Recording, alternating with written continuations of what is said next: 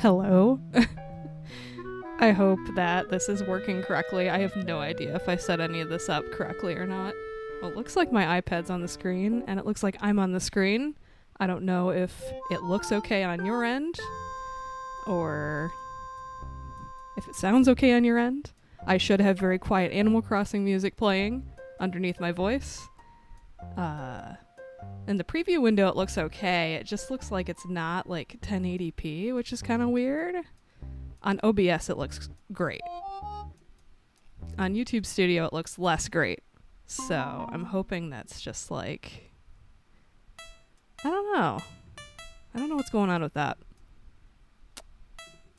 Let me Google this real quick. Why is my OBS? Why is my YouTube stream not fully 1080p? I thought I did the settings right. Let's see. I have 3 viewers. Hello, all of you. What is going on?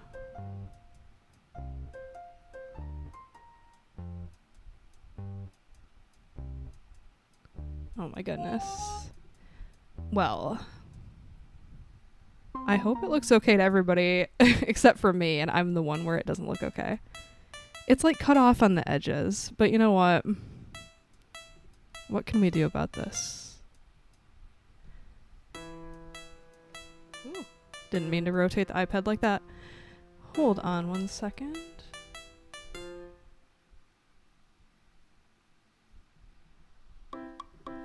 Why?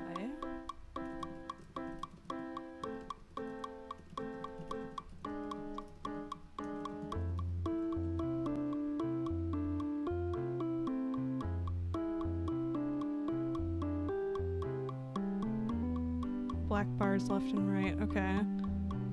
Somebody else had the same problem too. What is the issue? It has to be the same resolution as my display? What? Well, I do have like a retina display, so maybe that's the issue here. Let's see. Output. Sorry, this is like the least entertaining content of all time, me trying to figure out how to stream. It looks so good in OBS. I wish you could all see what it looks like in OBS and not the squished black bar version that is showing on YouTube. I'm so sad. Let's see. Streaming, output, video.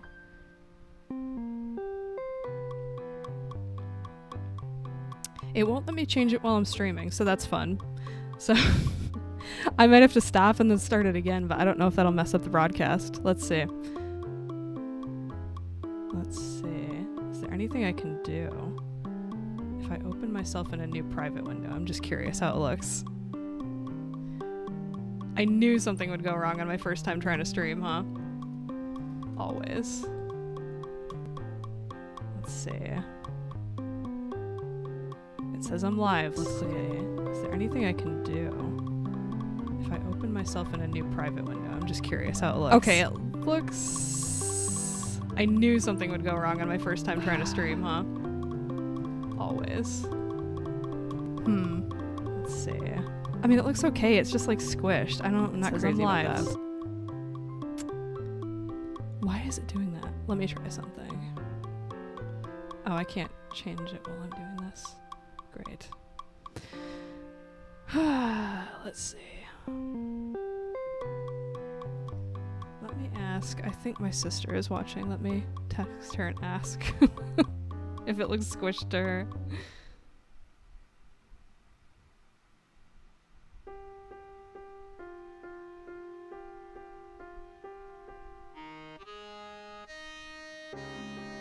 All right.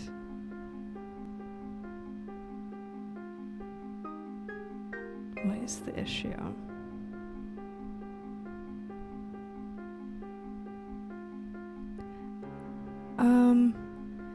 It is squished in a little bit, but you know what? This might be something to troubleshoot off stream later. We're just gonna make this a short and sweet stream, I suppose. I'll troubleshoot it later. Let's see. What is error? Not receiving enough video to maintain smooth streaming. Oh my goodness, what is happening?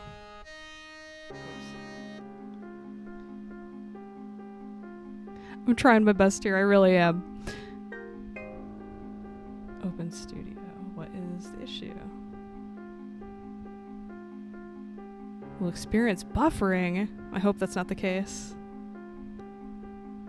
Of course, disaster right out of the gate. I should have known. Oh my goodness.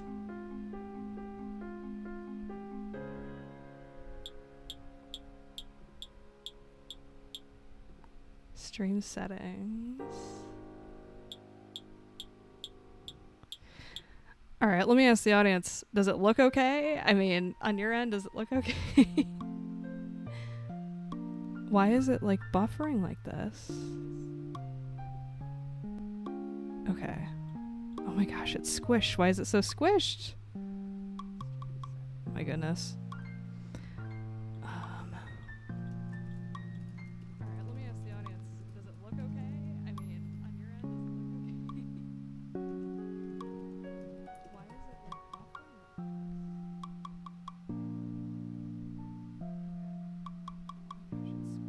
it so squished?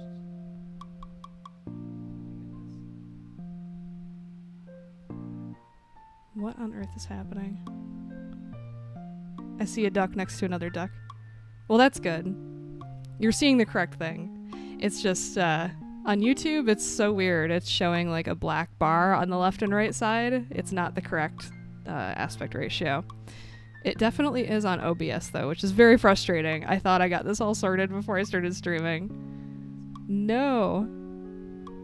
And now it says stream status excellent. Okay, that's good. I'm glad it's not dropping anymore. That's nice. You know what, we're just gonna rock with this squish stream, and I can edit that in post when I chop this down into a nice little like 10-minute speed paint video for the channel. And then I'm gonna figure out what the heck is going on for next time I stream, so it doesn't look like this on YouTube. At least it looks okay, it's just, I can see that it's a little off, which is frustrating. You know what, this is a problem for another day. Let's see. What is this chat? It is a learning thing. Yes, it is. I am brand new to this, so we're just gonna learn as we go. You know what? Let's chat. Let's draw a cute little duck, and figure that technical stuff out later, I suppose. All right. So where do we want to start?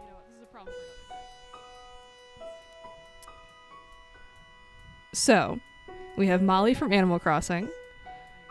Let me show you. There's an echo. Oh my gosh, no. All right, let me take out my headphones because I feel like that might be messing with things or something.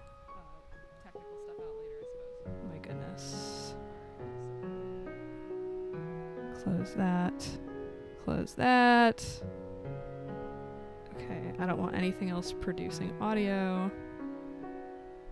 And let me put my headphones away real quick.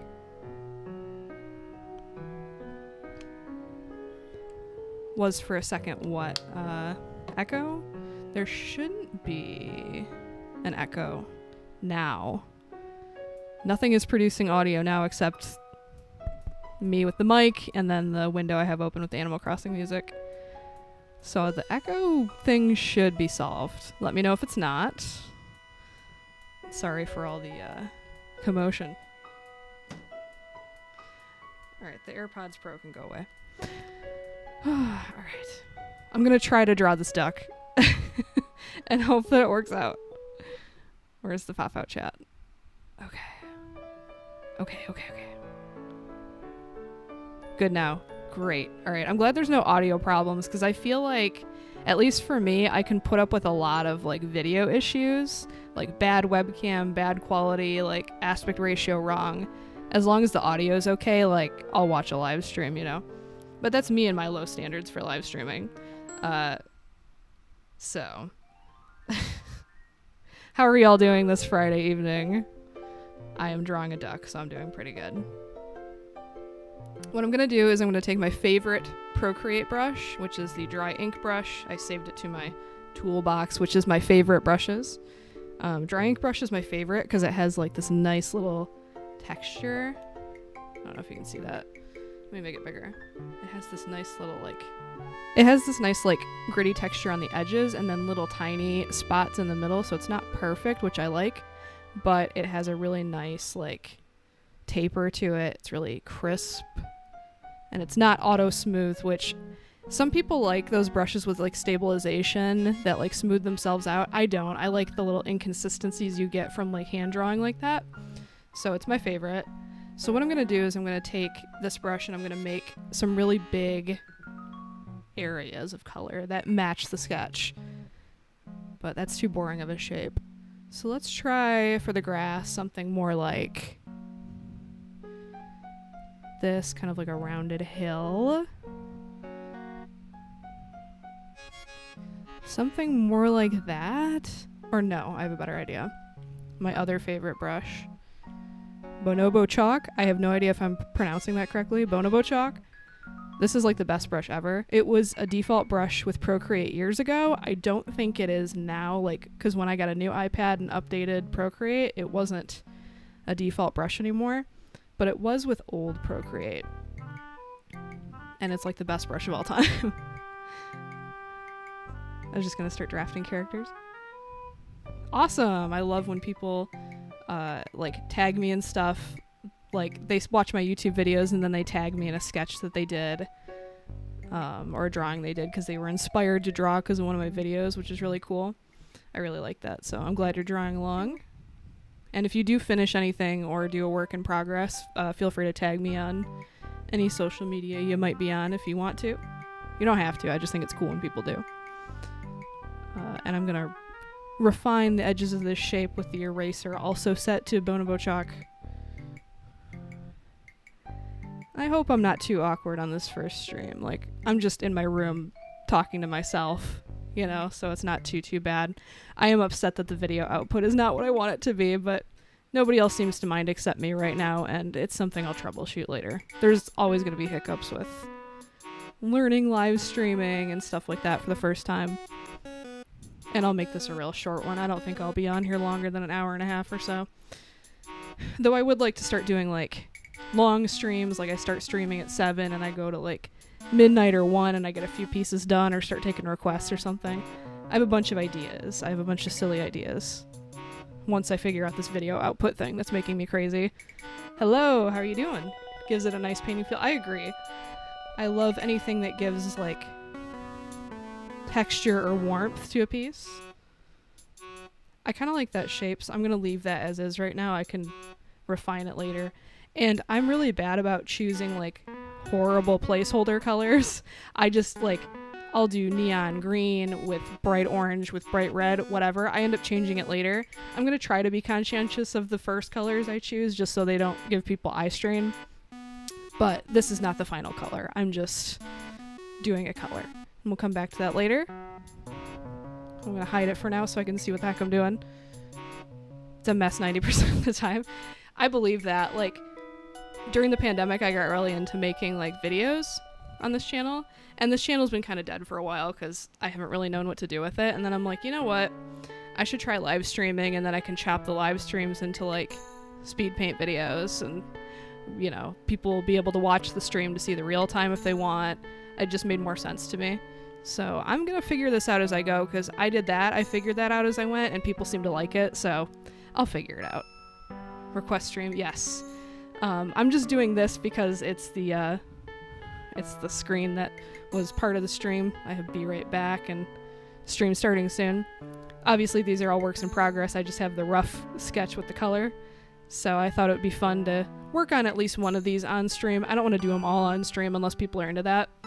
But I thought that might be a fun place to start, and then watch the stream screen get more done at the more that I finish. I don't know.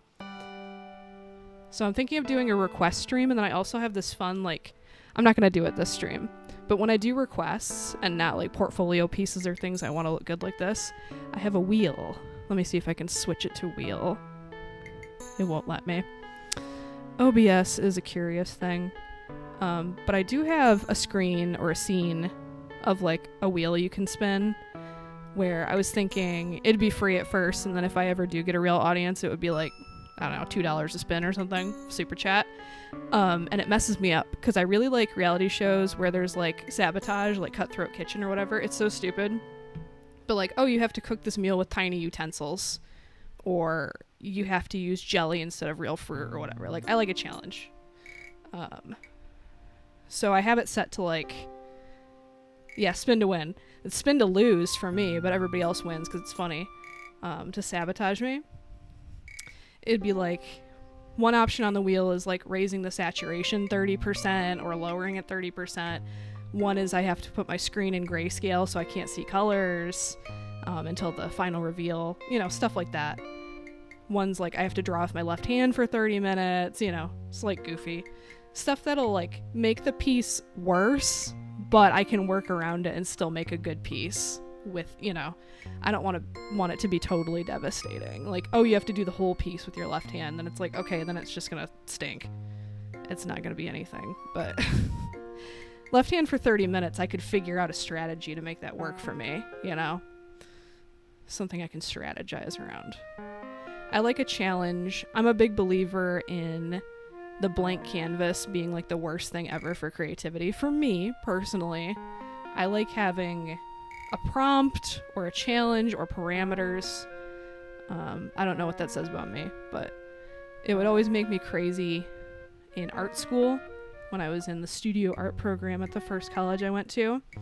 It would make me crazy when there was an assignment with really cool like rules to me, where it's like, oh, you have to do a monochromatic piece, and it has to be a still life, and it has to be an object that you wouldn't normally see in still life. Like, kind of like the trend people are doing now where they do like an oil painting of like a Baja Blast or whatever. It's kind of overplayed now. But it's a good learning exercise if you're learning how to paint with rules and limits. Yeah, I'm one of those people. But it would drive me crazy when there would be students who would be like, well, I'm a real artist, so I break the rules, and then they just didn't follow the assignment at all, you know? And it's like, yeah, there's no rules in art, but like, you're here to learn. You're paying a lot of money to learn. It made me crazy. So it's like, all right, I'm a 34-year-old woman, but everybody's playing this game right now, so I have no shame. Dress to Impress on Roblox. I've never opened Roblox before in my life, but, you know, I watched the Queso videos of him streaming Dress to Impress, and I thought they were really funny. And my sister's into dress up and stuff, so it's a game we can play together online, which is cool. It makes me crazy when either people don't understand the theme, probably because they're like 5 years old. Hi, glad you like it. I wish it wasn't squished. It's a little wider than it looks on stream. Technical stuff I'm gonna figure out later. Whatever. The video I make out of this live stream will be the correct aspect ratio. I'll figure it out, I swear. But thank you for the kind words. Yes, I am a Queso viewer. He's my husband in my mind. I love him. But so yeah, I was playing Dress to Impress with my sister, and it's like, I know I'm playing against 5-year-olds and I'm like a 34-year-old woman, but it makes me crazy when people either just ignore the theme or they don't understand it. Like, the theme's dystopia, and they're like dressed like Ice Spice, and it's like, or they dressed as a Disney character, which is kind of funny because like they think it's like Disney Utopia or I don't know. But it's like, stick to the theme. Makes me crazy. Paint the Mountain Dew. Someone else just Bubba Cooler. I ship it. Thank you. I think he's too young for me. I'm ancient. In internet years, I'm like 800 years old. That's why I'm doing a cozy art stream, because I don't have the energy to do like a game stream at 34. Like, I would run out of energy so fast. Though in my mind, I think it would be really funny to have Queso energy, but for like a cozy art stream, just like, let's go, like about like picking a color or something. Oh my gosh, should I do? Okay, good. I thought I did this on the same layer as the whatever, but you see the heinous colors I'm picking, like these are off, but they're just placeholders, so everyone rigs the vote. I don't even mind that. I think it's kind of funny. I think it's funny, you know, somebody comes in with a blank mannequin. They're like, oh, came in late, OMG, and then they get first on the podium. Like, it's jokes. It's all silly. Your band. You know what? Maybe the more confident I get with this, the more hype I'll get, and it's like, you know, L color choice, you know, W texture or whatever. Like, I don't know. I'll figure out my stride the more I do this thing, you know. I just got to get comfy with it and get used to it and figure out what the heck I'm doing with the video output settings. That's crazy. All right, what's going on here? Nothing. Good. I thought it was my sister texting me like, hey, your stream looks terrible. Quit YouTube. Like, never stream again.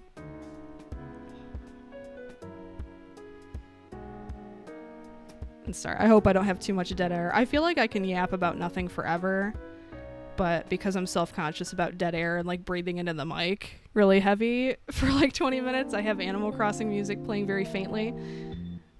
Somebody once told me they played Happy Home Paradise. No, you know what? That's only valid if you're just trying to spam the first like 30 villagers to get all the like stuff, all the bonus content for the main game. But if you're playing Happy Home Paradise, like, play it. It's so much more fun to just play it, you know? If you want to just run through the first 30 or whatever to unlock all the stuff, that's fine, but in my heart I would feel bad if I didn't go back and like fix up their homes and make them actually good. Like Lydia Pearson. I don't know who that is. I'd have to Google that, but is that like a streamer that cartoon characters? Is that like Lydia from like Beetlejuice? Is that her? No, that's Dietz. This is how old I am. My references are to like 90s movies. Though there is Beetlejuice too that either just came out or is about to come out. It looks very bad, but whatever. I'll still watch it around Halloween time because I like stupid Halloween stuff, you know? That's when I thrive. A lot of people are summer people. I'm kind of basic that like fall is when I like become a human. That's my time to shine. It's a 90s show? Really? Am I crazy? Why does that not sound familiar to me? Oh my god. Well, whatever. I'll have to Google that later. I'm not going to waste everybody's time and sit here and Google and Wikipedia stuff. Oh my gosh. Oh, Pepper Ann. Okay, yeah, I haven't thought about Pepper Ann since probably the 90s, so that's probably it. It's her mom. Okay. Cool. Yeah, I couldn't tell you a single character's name from Pepper Ann except for Pepper Ann, I think. Why am I using this? Okay, I am using dry ink. It looked so soft. It looked like this other brush that I also like, this Sketch Render taper, but this one's a little like, this is good for softness, but the other one's got just a little bit more grit to it. I really like that. Fall is it is the supreme time of year in my opinion. I think it's because I enjoy wearing sweaters and cardigans and old people clothes like that. So that's when I really come to life. I was doing okay this summer, like going for walks and stuff, and then the last like 3 days or so, it's just been brutal, like humid, sweaty. Like I went on like a 15-minute walk earlier and I felt like death incarnate. It's too much. Okay, so this is underneath. So I guess, all right, we're gonna change these colors because they're upsetting me right now, just to some other placeholder that's a little bit better looking, right? So I like this dark green, but this is kind of basic, so maybe a little bluer. And then watch, this is my favorite Procreate brush that's so underrated. It's called Stickman. I think it's under like, what is it normally underneath? Abstract, I think, if you have Procreate. And normally it's kind of crazy in the random colors that it generates, the hue shifts, but I edited it so that, where is it?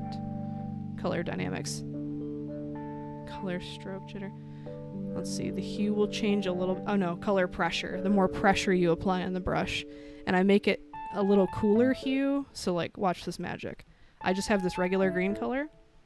It's gonna give me all these different color variations. And the harder I press, normally it's wilder than that. So like, let me change the settings real quick. Normally, let's see, the hue is like here or something crazy. So color's still the same color. Look at that though. The color variety you get in that, that's crazy. But we're gonna go back to how it was. I like it I like a subtle hue variation. But see how much texture and interest that adds for like so little work? I love like an easy payoff like that. It's a really fast way to add some interest. And then maybe we'll even shift it a little more yellowy at the top. And we'll come back and make this look cuter at the end, but this is a good placeholder for now. That's a really easy like shortcut brush. I love it with my whole being, because the default stickman brush is kind of horrible, but if you play with the settings, it's awesome. It's the best. Chunky multicolor. Yeah, kind of like that. All right, we're gonna alpha lock. Why is this flower floating? Oh, I see what I did. See, this is another issue I have to correct. Let's move this up here a little bit. We're gonna warp this, I think. Push and pull and make this a little bit more interesting of a shape. And then I'll come in and chisel this away with the chalk brush on the edges so it looks a little less messy later. Alright, that's better for right now. We're gonna hide it and then make these colors a little less horrible to look at. So we're gonna do the same thing. We're just gonna use the stickman just to maybe make this one a little more blue so it's a little bit different than the color of the grass. Let's see. Oh, it doesn't stand out. Let's try... I know these are just placeholder colors, but I want them to look okay. I'm not crazy about the orange that it's thrown up there. I know this is more yellow, but maybe... Alright, that's good for right now. We'll come back to that. And then the underside of the butterfly wings. I'm thinking the butterflies should be white because I based them off the ones from Animal Crossing. The little, I forget. I think it's just called Butterfly or something in Animal Crossing. It's been so long since I actually honestly played Animal Crossing, I couldn't tell you the names of any item or anything in it. It's just wiped from my memory. I would have to boot it up again. Alright, can you see that on the... Alright, the left one, yes. Not so much. Okay, that's a little better. That's better. And then... Let's see. We're gonna do the same thing by literally just sampling the placeholder colors I have on the sketch in the corner. Doing the same thing with the stickman brush. That's a little heinous. That purple is a little like... Okay, we're gonna do a little less saturated because that's overkill. Wow, why is it so vivid? How about... You know what? We're just gonna leave it like that for now. The yellow is so much better. Oh my gosh. Alright. Let's do that, and then let's do... And we'll come back. We could leave it like that and leave it messy, but... All them Nook tokens. Yeah, I don't know what I did with all my, Nook miles. I couldn't tell you. I think I printed out a bunch of tickets and I gave them to my sister because my niece for a while was really into watching my sister go villager hunt and see what cute little animals would pop up on the islands, you know? So I think I gave her all my tickets a while ago so she could do that.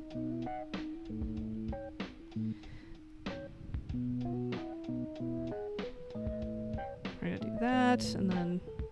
Oh my gosh.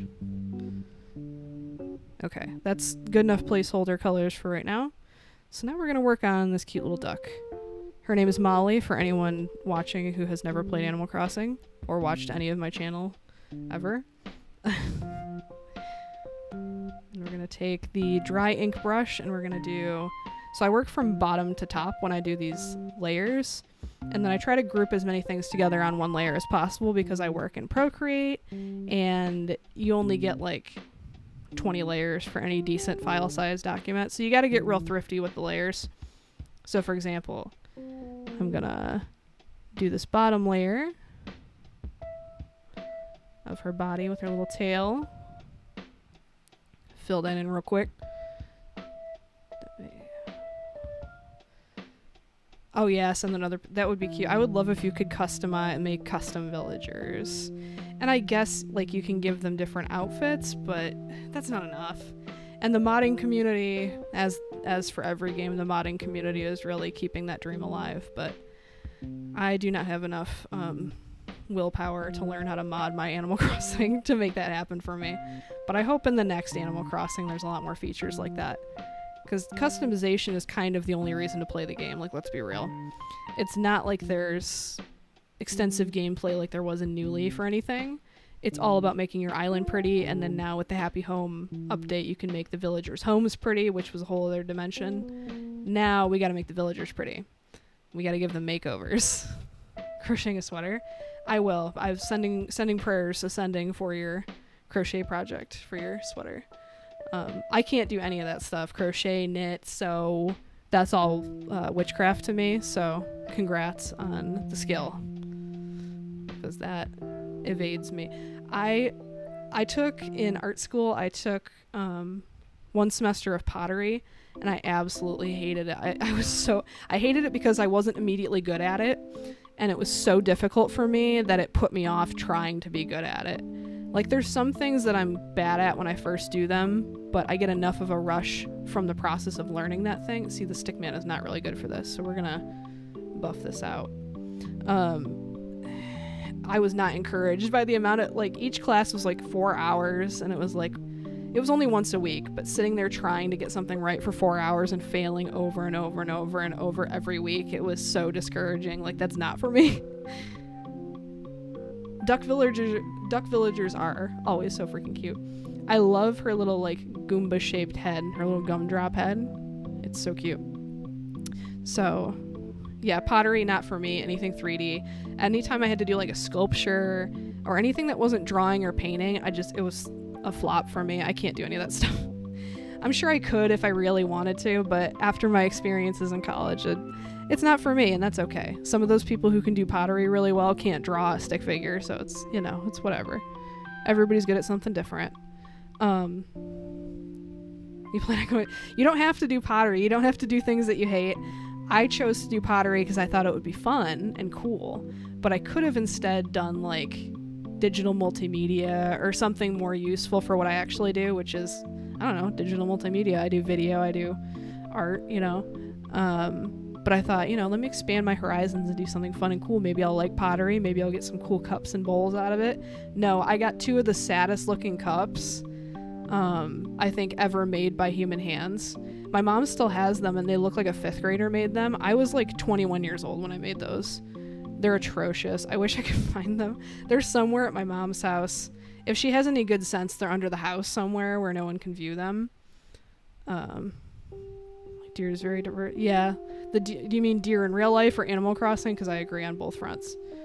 What does Molly's little bow look like? I'm just going to wing it, and then off stream I'll come back to it if it's wrong. But I'm just going to do her little bow like this for now. Keep it real simple. And then my favorite tool of all time, the eraser, for chiseling out shapes and making them more defined and cute. Yes to both. I'm in the Midwest, and deer are everywhere here. And no matter how many years you live where deer live, even if you're 100 years old, you will always, when you see deer from a car, point and exclaim, "Deer!" Always. It never gets old. It's like when you say cow, but it's more exciting when it's a deer, I think. It's more exciting to see a wild animal than a like livestock or something. A little bit rarer. Though rare and deer out here is not. I don't know how I feel about that. We're gonna come back to the bow later. Might have to Google later. But I wanted to say, I don't want these on the same layer because I want to color them independently, so I set it as a clipping mask. However, later I might have to merge both of these into one layer once I've figured out the overall colors, to save on layers. So that might be a decision we have to make later. I don't know how many layers Procreate will give me for this document. It's not huge, so hopefully I don't even have to save on layers, but sometimes you just need to make sacrifices and smush a bunch of stuff down to make it work on here. Alright, so next layer. Let's do the little feet. We're just going to use an orange for that real quick, even though her feet are yellow. You know, I'm just going to sample right from the sketch here. Do some little feeties. Real easy like.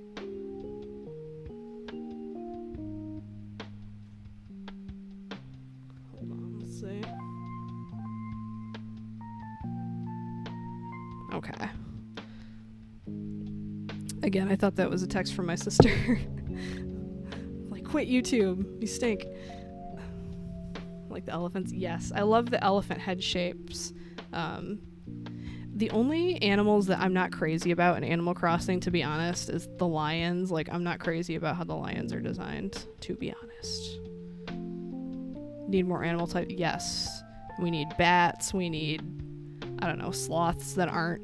I mean, I guess the whole thing with NPC characters is they don't want the same species as, like, a villager you can have, I guess, because that seems to be the trend. Correct me if I'm wrong, if there's a case of, like, an animal NPC that's also a villager. I'm not thinking of any off the top of my head. I'm sure somebody will correct me. The elephant are nice. The elephants, the ducks. I think the eagles are better designed than the regular birds, but the regular birds are okay. The cats are precious. Yeah, it does seem to be the case. So they probably wouldn't do any repeats of existing animals, which is a shame because I was so hyped when the update news dropped in Happy Home Designer, and then we saw the manatee guy, I can't remember his name, but the manatee that they have in the Happy Home Designer DLC. I was like, yes, we can get cute manatee villagers.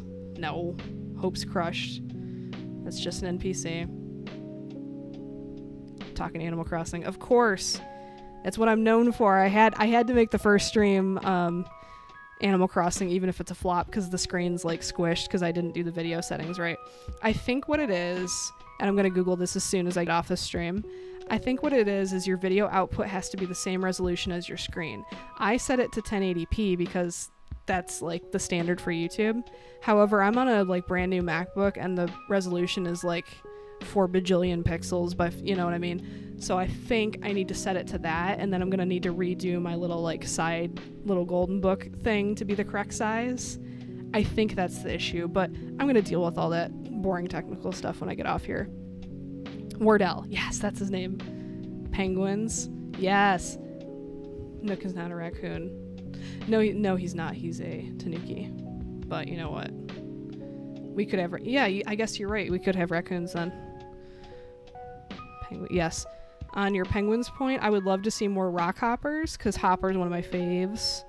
I would probably change my ranking. I can't remember for the life of me what all 10 of my favorite villagers were in that video I did 100 years ago, ranking my favorite villagers. But I know hopper was on there.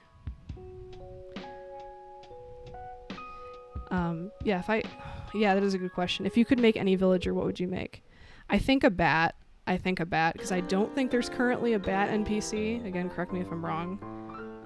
You could do all kinds of different bats, too. You could do vampire bats and fruit bats, and, you know, you could have a little variety within the species, which is always fun. Like, hopper has the cool eyebrows because he's a rock hopper versus the other standard penguins. So I like a species where there's, like, design variety options. And I would say otters, but we already have the 2 otter NPCs, so that's never going to happen. But that's my favorite animal of all time for anybody who would want to know that or care about that. I like otters so much that people know me for being the girl that likes otters. I went on like 2 mid dates with a guy, like, not even kidding, like 10 years ago. And hadn't talked to him since. And he messaged me like otter memes like 6 years or so after our 2 like mid dates, and I'm like, I just forgot this guy's name, huh? But I still had his number saved because it wasn't like he wasn't evil or anything. I just didn't want to date him. So I was like, why did he remember that about like that's the only thing this guy remembered about me years later was that I liked otters. It was kind of funny. It's like, huh, that kind of sticks out in people's minds. And when I was a kid, everybody would get me different otter stuffed animals. So I had a pretty good collection at some point. I wonder where they're at because I had some pretty decent plushes, and I see some like such low quality plushes these days that like they're not embroidered and they just kind of look like crap. Then I'm like, dang, I wish I had my good. They were the good ones, like the ones you get at like the zoo. You know? Need to go back and see those otters. Oh, Chai, yes. Chai is a great villager. I think I gave my friend all my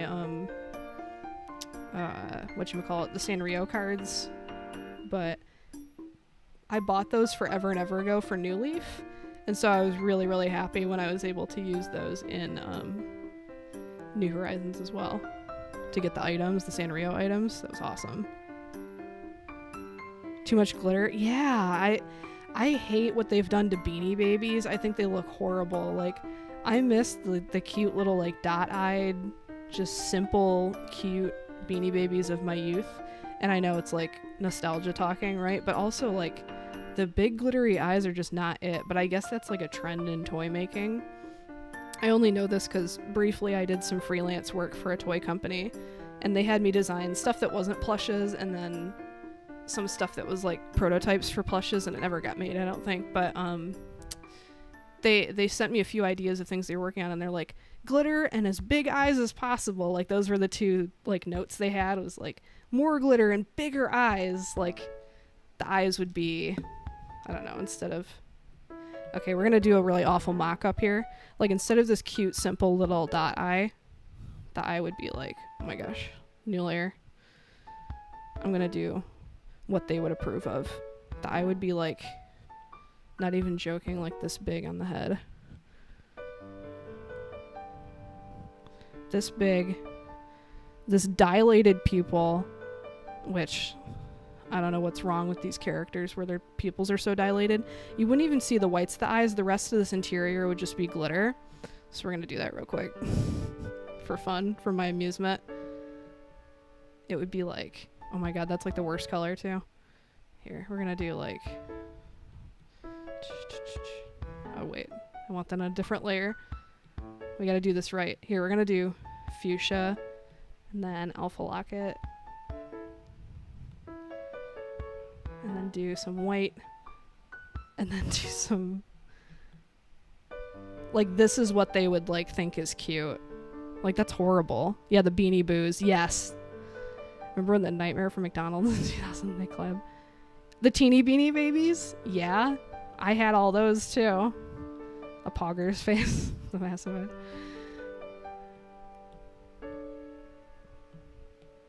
I don't know. There, that's as good as you're gonna get for the Pogger's face. But yeah, just awful. Awful, awful. Yeah, that's what's trendy in kids' toys now. I don't know. Maybe I'm old, but that doesn't appeal to me at all. It's horrific. I want cute little dot eyes. Did you guys... I don't know if anybody else in here is old, but me. But did you guys, when you were growing up, look for Beanie Babies that had your same birthday? Because I know exactly which Beanie Baby has my birthday. Fight or flight. Yes, exactly. It's haunting. It's haunting. You get it. My Beanie Baby birthday match is Doodle, the chicken, the rooster. March 8th, baby. Giant toys with zero enjoyment. Yeah, the toy quality anymore is kind of... I'm part of like a Neopets group on Facebook, and I don't play neopets.com anymore, though I do play... There's a fan website called Grundo's Cafe that I play for hours every single day. I'm obsessed with it. It's like the only game I play. I'm not really a gamer girl anymore except for that. But it's a recreation of like 2000s Neopets. It's invite only. I do have an invite code. Maybe I'll do a giveaway of it or something on a different stream. It's awesome. But what was I going to say? Oh my god, I lost my train of thought. Oh, the Neopets group on Facebook. Somebody posted about Neopets had released like these 25th anniversary plush toys or whatever, and they're really good quality and embroidered or whatever, and they're like, go buy them from resellers now, because apparently the next generation they make are not going to be embroidered, and they're just kind of like gonna suck.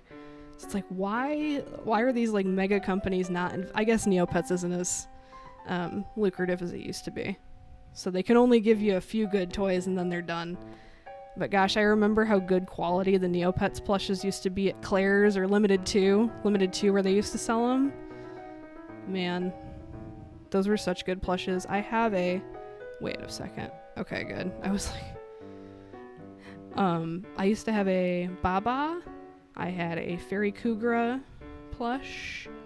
And a Red Cow plush. Or maybe that was my stepsister's that I stole from her. I don't know. And I had another one that eludes me right now. but I definitely had a fairy Kugura and a Baba. And the Baba was my favorite. Still my favorite pet of all time. If anyone else is old like me and remembers Neopets or still plays Neopets. Neopets.com kind of fell off though, not gonna lie. It kind of sucks now. Yeah, the only cool thing they did is like they have skins now where like you can skin the pets in like the retro styles, the UC, the unconverted styles. So I have an unconverted fairy Aisha now that I spent like $7 on the skin or whatever for it, and then I was like, oh, I have no reason to keep playing. Like there's so many items that it's overwhelming to start a gallery or collection or anything. Like if you want to get on the book reading list or whatever with your pet, you're gonna have to spend like literally 1 billion Neo points. There's no good way to make Neo points because restocking, you're gonna get beat by bots. Like there's just no incentive to play Neopets.com anymore. Like it sucks. I'm a hater of Neopets.com now, but I still have my account active just in case it gets good again. Sounds like Dota 2. I don't know anything about Dota 2, but yeah, sure. I'll take your word for it. It just stinks. It just stinks now. But the fan site recreation Grundos Cafe, I call that Neopets. So when I say I'm playing Neopets, I'm playing Grundos Cafe. But that's like, oh, see, that's awful. Alright, Stickman works best with other colors, but with brown, it's like, I guess it's adding some warmth to it, but that's just not doing it for me. So we're going to leave that alone right now. We're going to do this like warm chocolate milky brown and add some variation in the old school way by hand with the Nico Rull brush. I have no idea if I'm pronouncing that correctly, but I love this brush texture too. It's a little too bright. Horrible name for site. Grundos Cafe. It's not what I would pick for a Neopets fan site either, but like there's a few that have come and gone that are like Neopets recreations, like Leopets, Modern Neo, whatever, but they never stick around because they're not great. Grundos Cafe is like the name of an actual location in Neopia, so like it's canon, but I don't know why of all things they chose that. I would have chose, I don't know, Fairyland, or I don't know what I would pick if I could name a Neopets fan site. But I just see I'm playing Neopets. Neo Space, yeah, Neo something, or something pets, or I don't know. But I'm not gonna hate on the name of Grundos Cafe because it has brought me so much joy. In the year, my account is finally a year old. I got the year-old trophy on there, or badge or whatever. I'm like, I can't believe I've been active for a year, and I still play it every single day. Gotta do my dailies, gotta get my items. That's like the only gaming I really do. Grundo is a Grundo. It's a species of Neopet, and then there's a world, Croludor, which is like the moon where the Grundos came from or whatever, and they have a cafe on there called Grundos Cafe. It's not like deep lore or anything, but it is canon, so I don't know. Maybe whoever made the site has a deep love of Grundos or something. I don't know. But again, I'm not going to complain because it's fun and it's awesome, and I love it very much. Okay. What was I doing? Oh yeah. We're going to do... Let's see what would be underneath. So I guess we're going to do the book, and then... Wait, the book would go underneath the feet. So, right here. Make that not a clipping mask. We're going to do the white pages first, I think. And then do a clipping mask for the red cover. We're going to keep it real simple. One page. This book is... This duck is not very intelligent. More than one page and her brain starts overheating. So we're just going to give her one page. It's just a picture book with like a picture of an apple or something. Like this is what Animal Crossing characters read. And they still get confused. I mean, based on their dialogue, I think that's about all the reading they could handle.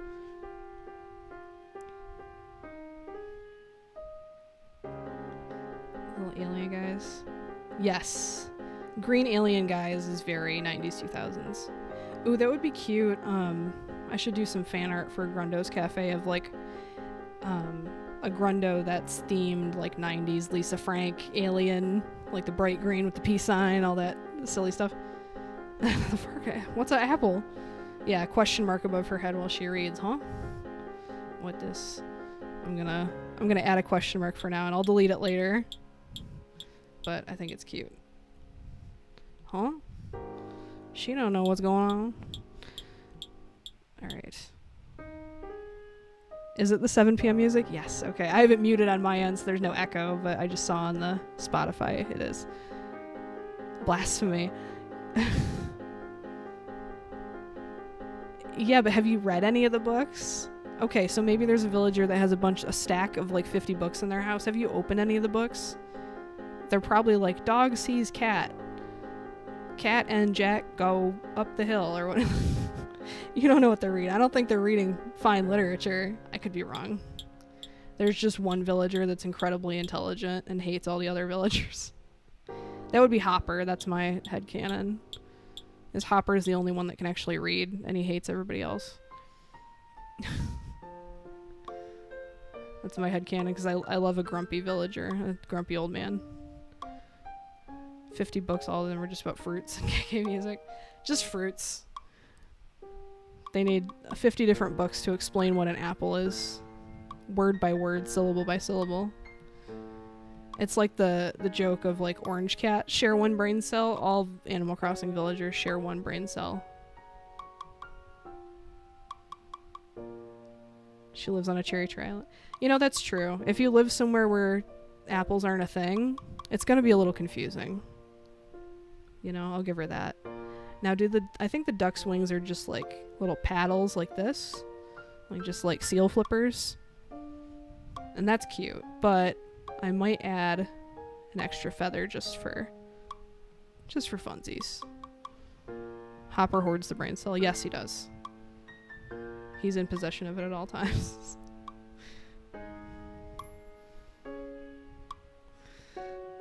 Let's see. I'm surprised I have 9 viewers. Thanks everybody who's watching my scuffed stream that doesn't even work properly. That's awesome. I thought it was just going to be me like talking to myself or like one viewer who pops in and then leaves. And then I would just edit it down into a video and then advertise a little better next week. Try again, you know? So this is delightful to have anybody watching at all. It's pretty nice. And I'll get better at this the more I do it. So this is as bad as it's ever going to get, and it's still not going that bad. I'm just irritated about the screen being like squished in, but you know what? I knew something was going to go wrong. At least you can hear me and see me okay. That's the real issue. It's all right. I don't know if I like the shape of that arm, actually. It needs a little something. Let's see. Let me just play with it with this for a second. Yeah, it needs more of like a square edge here. Off today. Awesome. It has been a while. It has been a while. I know. I always say I'm going to do stuff and then I just don't. So, you know, this last week I was going to stream this last Friday and I had too many deadlines for freelance things, which is a good problem to have. Like, I'm not complaining too much about that. But I'm like, I've wanted to do something for myself that's drawing for my own entertainment or for the audience's entertainment and not like client work. Because, my client work lately has been alright. Like, it's been mostly cute animals and stuff I like drawing, which is really good. But sometimes it's like today I had one that was, I got it done and the guy was happy with it. But he's like, draw this motorcycle engine for me, but with a cartoon face.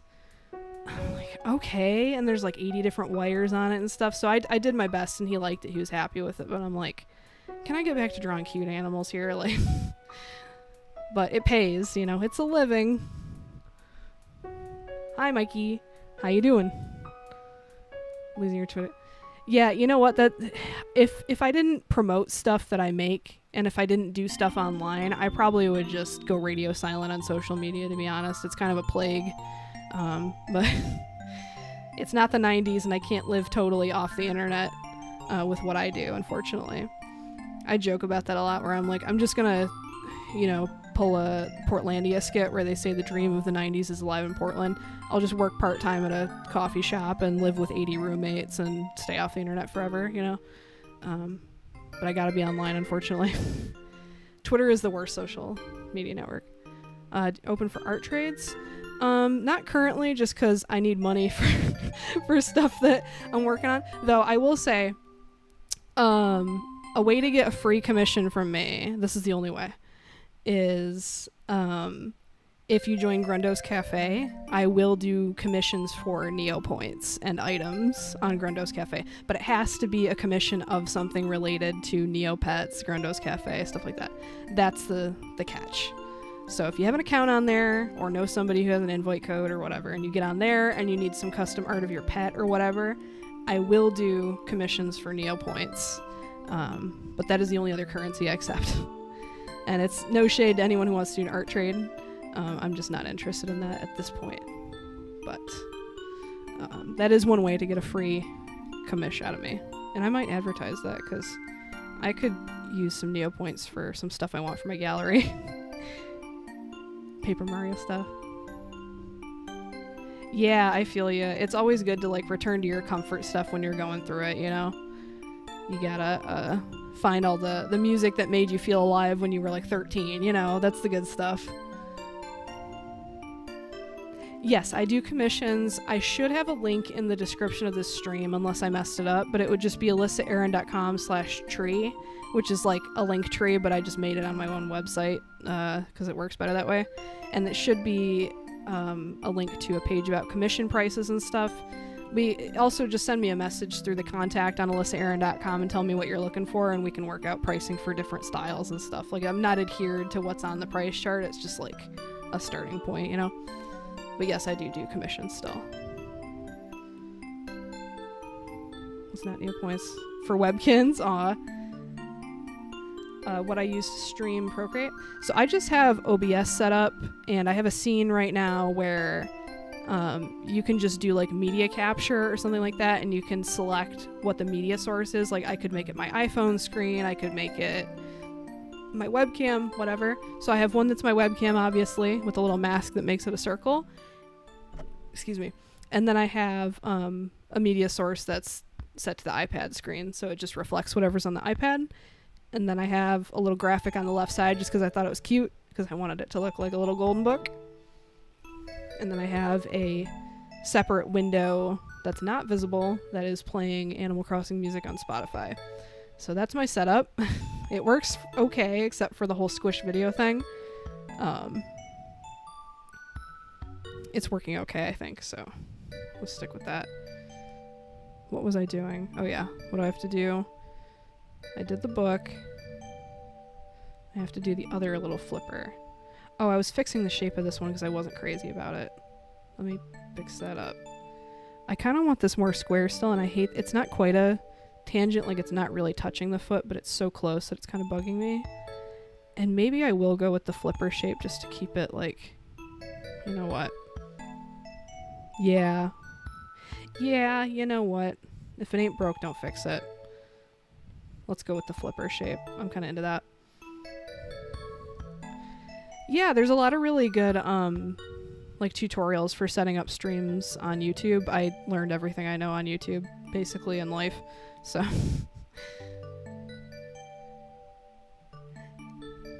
yeah, so it's not a setting in Procreate, though. That would be cool if you could just like tap something in the settings and just start streaming right from Procreate. That would be kind of cool if it was built in. I think they should do that in a future update.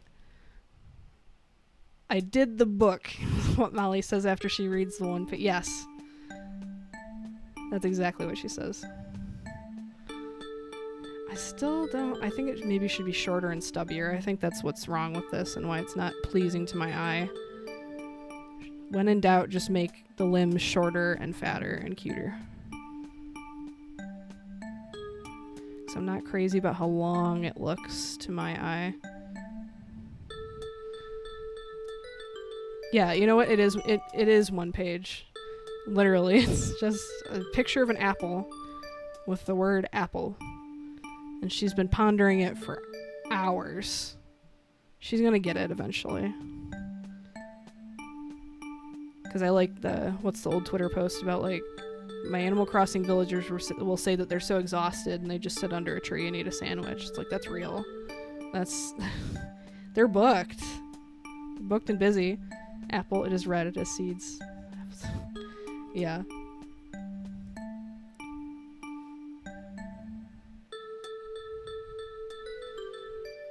Yeah, what was I blabbing about 5 minutes ago? Oh yeah, social media stinks. You know what is weirdly has been a decent social media for me for like just practical stuff, and I barely use it also. But Instagram Threads, like Threads sucks because it's like half Facebook posts and like half reposted stuff that they're just posting to try to get the Threads bonus because you get paid for Threads because nobody's on Threads and they're trying to incentivize people. That's not why I like it. I posted a question on Threads about like, what do you guys do for selling art? Like prints, stickers, like what's the best thing to sell? And I got like 50 responses. Like I have no followers on there because I don't post.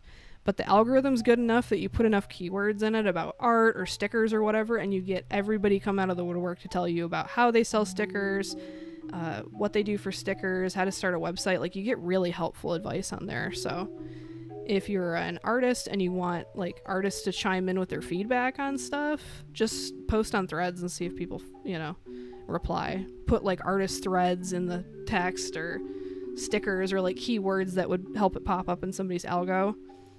It's kind of useful. So I think if I have any more art related or like business related questions, I'm just going to take it to Threads. But otherwise Threads, like browsing Threads is a nightmare because it's just like your mom's Facebook page. At least that's what my algorithm's feeding me. It thinks I'm like a 50-year-old woman that wants to read posts about like life advice from 50-year-olds or what. I don't know what it's feeding me. I mean, maybe at heart I'm a 45-year-old woman, but I'm not there yet, I do get cool art on my feed though, so.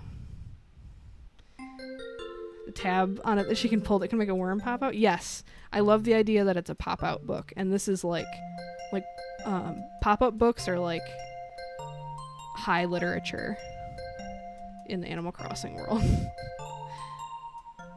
Hopper's the only one that can read, and he has like real books on his shelf. Hopper's reading War and Peace. Molly is reading Apple Volume 2. Apple Volume 2 is the same as Volume 1 except the apple's green. She's learning about a new color. So I don't know if she's on Volume 1 or Volume 2 in this picture. I'm going to assume Volume 1 because the cover is red. So she's on Volume 1 still. Holy crap. Yeah. It jump scares her. That's Animal Crossing jump scare horror. It's like a pop-up book that moves a little too fast. I like the idea of a world where everything, like all the creatures are that blissed out and naive and soft that a pop-up book is horrifying.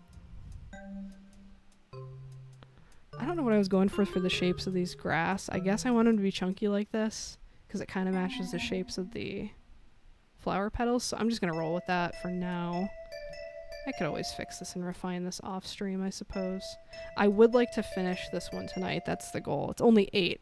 I can be on here for another hour and a half. I can get this done easy. And then I'll finish this, and then I'll troubleshoot what the heck's going on with my stream. They have actual Halloween Yes, they do. That's probably the most genuinely terrifying thing in Animal Crossing. And whatever Zipper is. You know what the ghost... I can't remember his name right now. Somebody will say it. The ghost is a little, like, ominous. Because when you're playing that late at night, I always forget he's a Wisp. That's the name. I always forget that he's a thing and then run into him. And it doesn't scare me, but it's kind of like, oh, forgot there was an NPC that's nighttime only. So I guess that would be scary if you're an Animal Crossing villager. Zipper's genuinely kind of horrifying. And you know who is body horror though is I think it's Hopper is the no not Hopper. That's the penguin I like. Who's the rabbit with the inflatable thing on the back of his head? I like him too. He was on my new leaf. But like what's going on with that? Is it decorative or is he actually an inflatable come to life? Wisp. The television at night. Oh yeah, the little aliens at 333. That's some horror. It would be really funny if they're done updating New Horizons because they suck and they fumbled their highest selling game of all time. I don't know what they're thinking, but it would be funny if they updated the game and all they added was like Brutus, the fan horror character. And he could come and actually like destroy your island and do all the horror stuff. Like, don't even announce it. Just silently update New Horizons with just add Brutus and mess up everybody's game. That would be kind of funny. Because like only people who make content designing islands, those are like the only people I see playing Animal Crossing anymore in earnest, or people who are just picking it up now, which is kind of fun, but nobody else is playing, so you might as well spice it up. You know what? We need horror content. Oh yeah, the Coco or whatever, Statues of the Dead. Yeah, also a little scary. So there's like some mildly scary things in Animal Crossing. Animal Crossing creepypasta. I thought that was so cool. A friend of mine messaged me on Facebook because she saw what's her name, Izzy's that YouTuber did a video about like Animal Crossing urban legends and creepypastas or whatever, and they have like a montage of fan art of Brutus, and mine's in there. So my friend's like, your art's in an Izzy's video, and I thought that was kind of cool. It's a nice little Easter egg. I was gonna put the rest of the flipper, like, you can't see what I'm doing with my pencil unless I actually draw on the canvas. So I was gonna do the rest of the flipper like behind the book, but I don't know if I like that. Though it looks kind of wrong if it isn't there. So I'm gonna add it for now, and I can always just delete it later. It's no biggie. So we're just gonna add that in real quick. More akin to an ARG, yeah. Oh, is that what you wanted to do? It would be cool if Animal Crossing did like, I don't know, I don't want to say Pokemon Go, but like some kind of real life event or something where you could get exclusive items, because they did that I think with New Leaf. In Japan only, they had like 7-Eleven exclusive items that I believe you could get with like codes or hacks or something. I don't know, I forget the lore on how you could get them if you weren't in Japan at 7-Eleven during the time, but they had like real world exclusive items. I thought was cool. My favorite thing back in the day in college when I had New Leaf was when people still played 3DS and you could still street pass people. That was prime time for street passing, being on a college campus. Oh my gosh. I got so much of the good furniture just from like, if you street passed people, you could go into their house and then you could order the furniture that was in their house. I got like entire furniture sets that way. It was the best. It was the best thing ever. I'd go to airports and hit up, you know, turn my 3DS on and get the street passes and stuff. That was the best. I miss that. And there's not that kind of thing or culture with like Switches or anything else now. It's kind of sad. It was fun to go to like conventions too and get a bunch of street passes. Between conventions, airports, and college, I got so many street passes. GameCube copies. Had a memory card. Give you a Nintendo.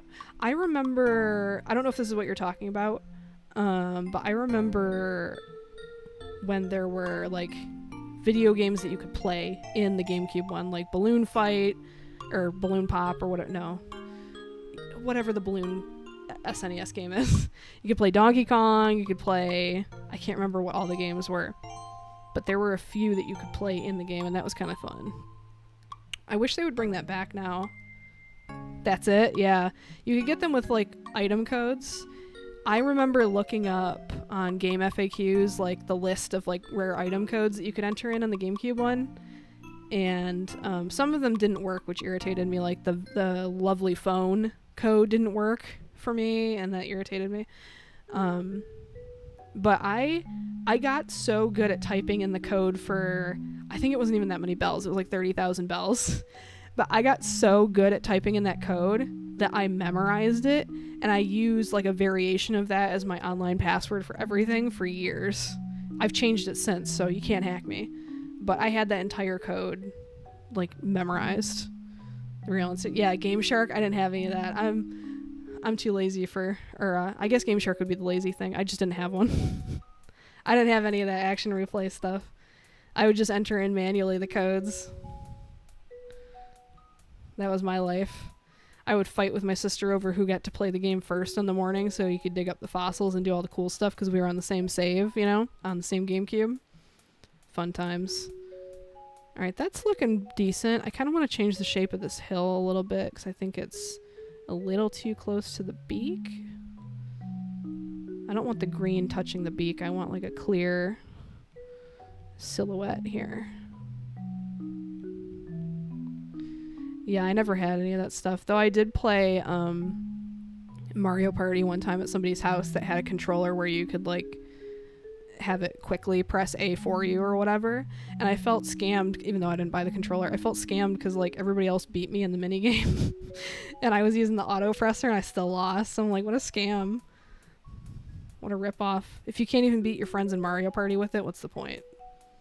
It might have been broken. It could have been like a Mad Catz or some junk, you know? I have no idea. Memories of when I actually played games. I don't know. I keep joking. I'm like, they haven't made a fun game yet. I always say that because for me, I like cozy games, but I don't want to devote 500 hours of my life to a cozy game again. So like, I'm staying away from Stardew. Even though I have friends begging me to do co-op farms with them, I'm like, I don't have enough hours in the day to do that right now. I'm so sorry. So worried about messing something up. My focus. Yeah, that's valid. That's kind of scary when you're a kid. You think you're gonna like the police are gonna bust into your house for cheating or something. Like, that's so funny. It's so funny what you're scared of as a kid. Viva Pinata. Ooh, I played so much of Viva Pinata. I can't remember if it was 1 or 2 or maybe both.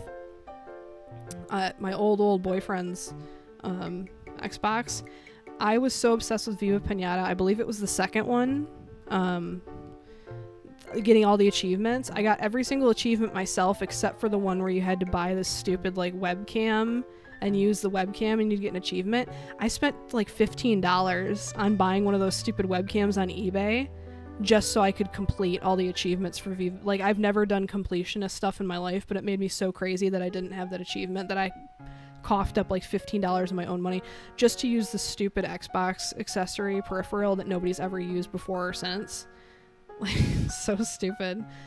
But I got to complete all the achievements, so I was very happy.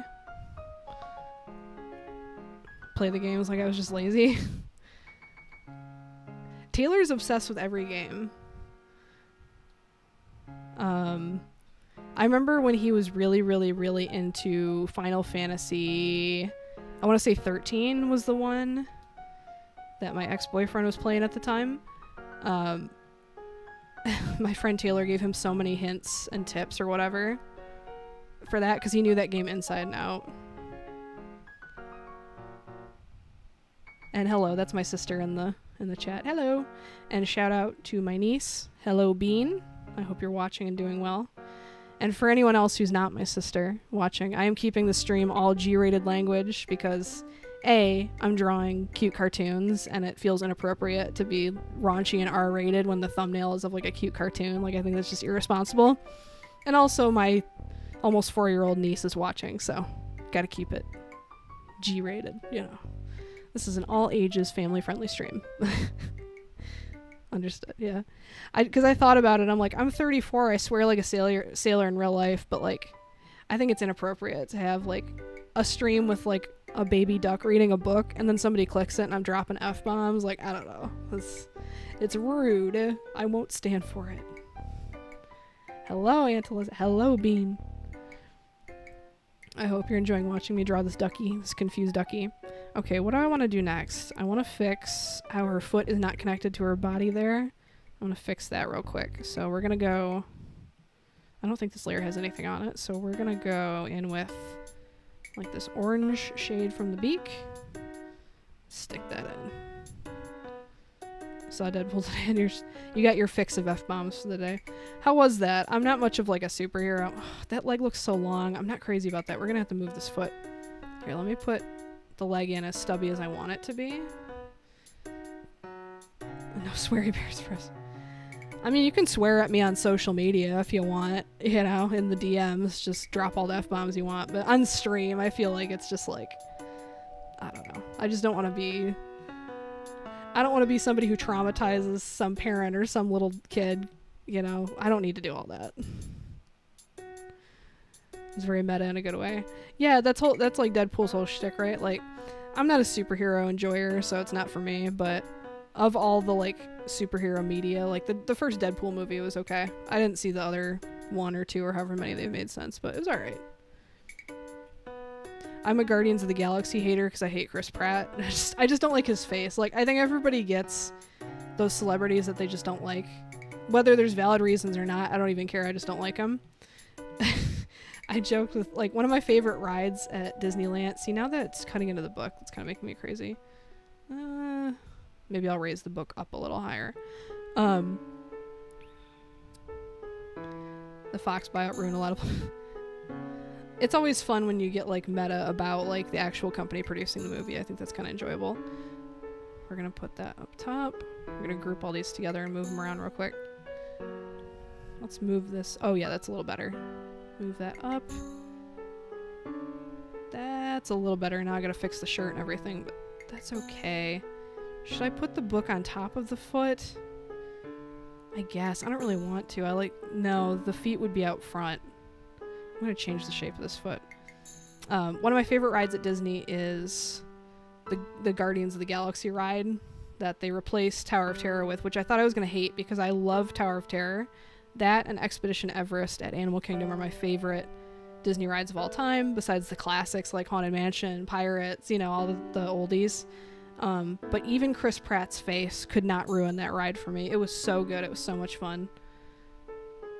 Seth Rogen, he cannot be forgiven for that movie. Yeah, Seth Rogen's hateable. He makes everything kind of lame. I also I'm not a fan of Emma Stone, but I will say that I really liked her in The Curse, that show she did with Nathan Fielder. That was really good. I think it's because she is born to play the creepy HGTV host. I think she was born to play that role, so she killed in that. But otherwise, I don't like her. I'm not into her. Brought the book closer to her face because she's having trouble reading the page. Yeah, that's a good explanation. That looks a little bit better. I still feel like this foot looks a little odd. It's like it's supposed to be tilted away from you, but it just doesn't. I don't know. I want to round it out, make it a little chubbier on the bottom. Even if it's not correct, it looks correct to me. We're going to round this out on the side too. Yeah, even Chris Pratt's smiling face could not take away from my enjoyment of the Guardians of the Galaxy ride. It's awesome. They did a really good job with that. It's fun that the songs are random every time you... So if you've never ridden it, think Tower of Terror, classic drop ride.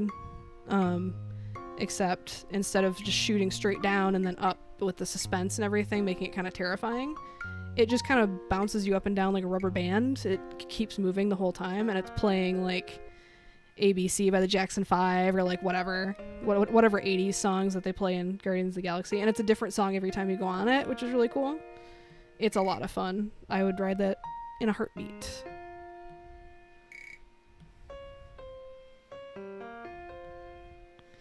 Alright. I keep checking my Spotify to make sure that it didn't stop playing Animal Crossing music. I'm worried it's just gonna be dead air and I'm just gonna be breathing into the mic like that's my nightmare. Is Jason 5? Yeah, there's no ghosties. There's no... It's just a different... It's so funny how similar of a ride it is, but how different theming makes it. I guess that's the point of a theme park, right? Is the theming is the experience. We're gonna move this up and then we're gonna mask this so that I don't permanently erase it. But it's crazy that it's basically the same ride. They just changed one mechanism so it bounces up and down the whole time, and they changed the theming so it's like fun and enjoyable and you get like hyped to go on it. Versus Tower of Terror, I have been on that ride, no joke, probably 300 times. Because I used to work at Disney at Epcot. I was just a janitor. It wasn't anything exciting.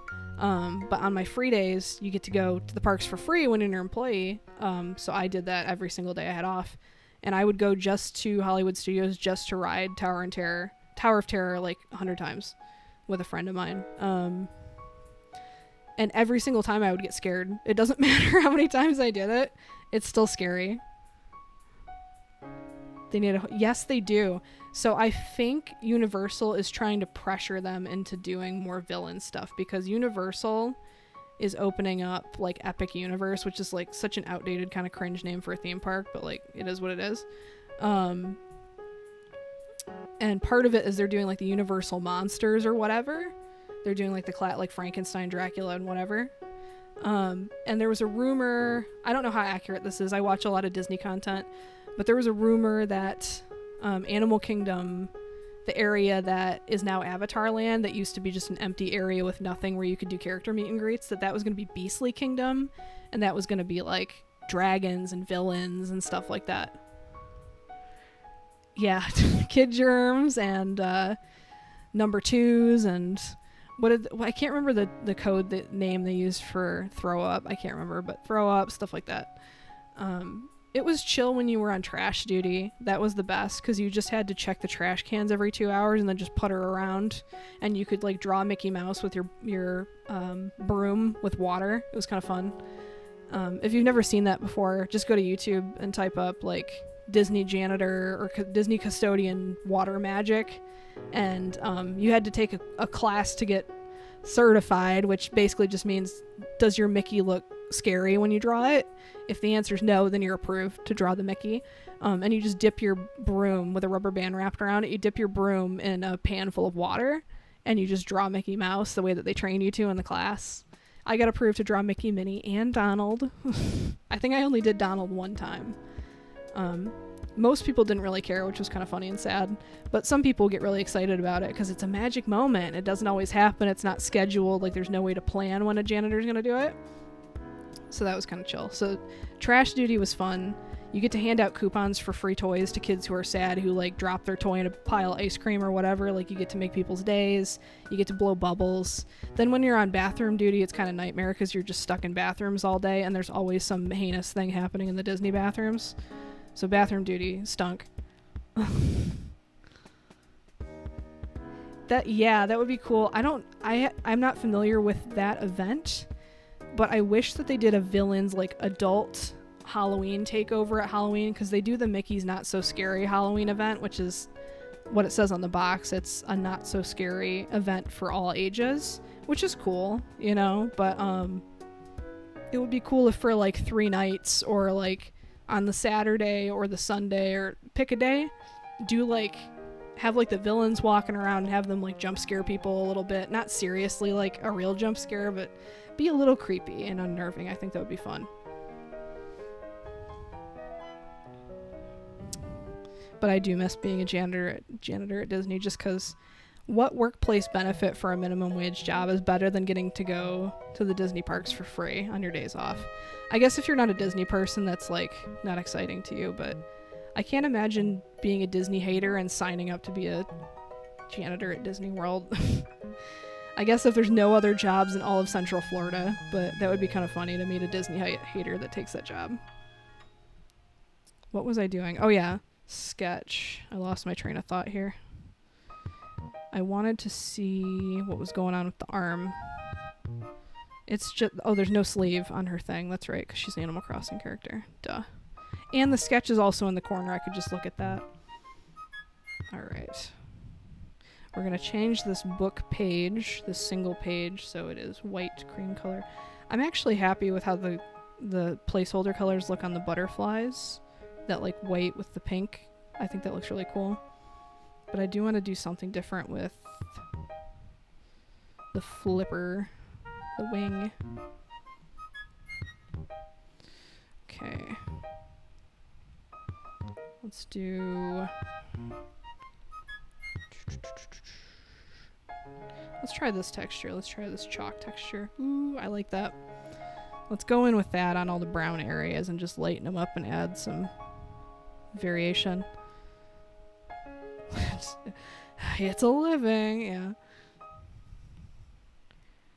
Yeah, I want to meet the person that's a Disney hater that signed up for like the most labor-intensive job at Disney World. Custodian, it's both the best and worst job you can get if you're doing the college program.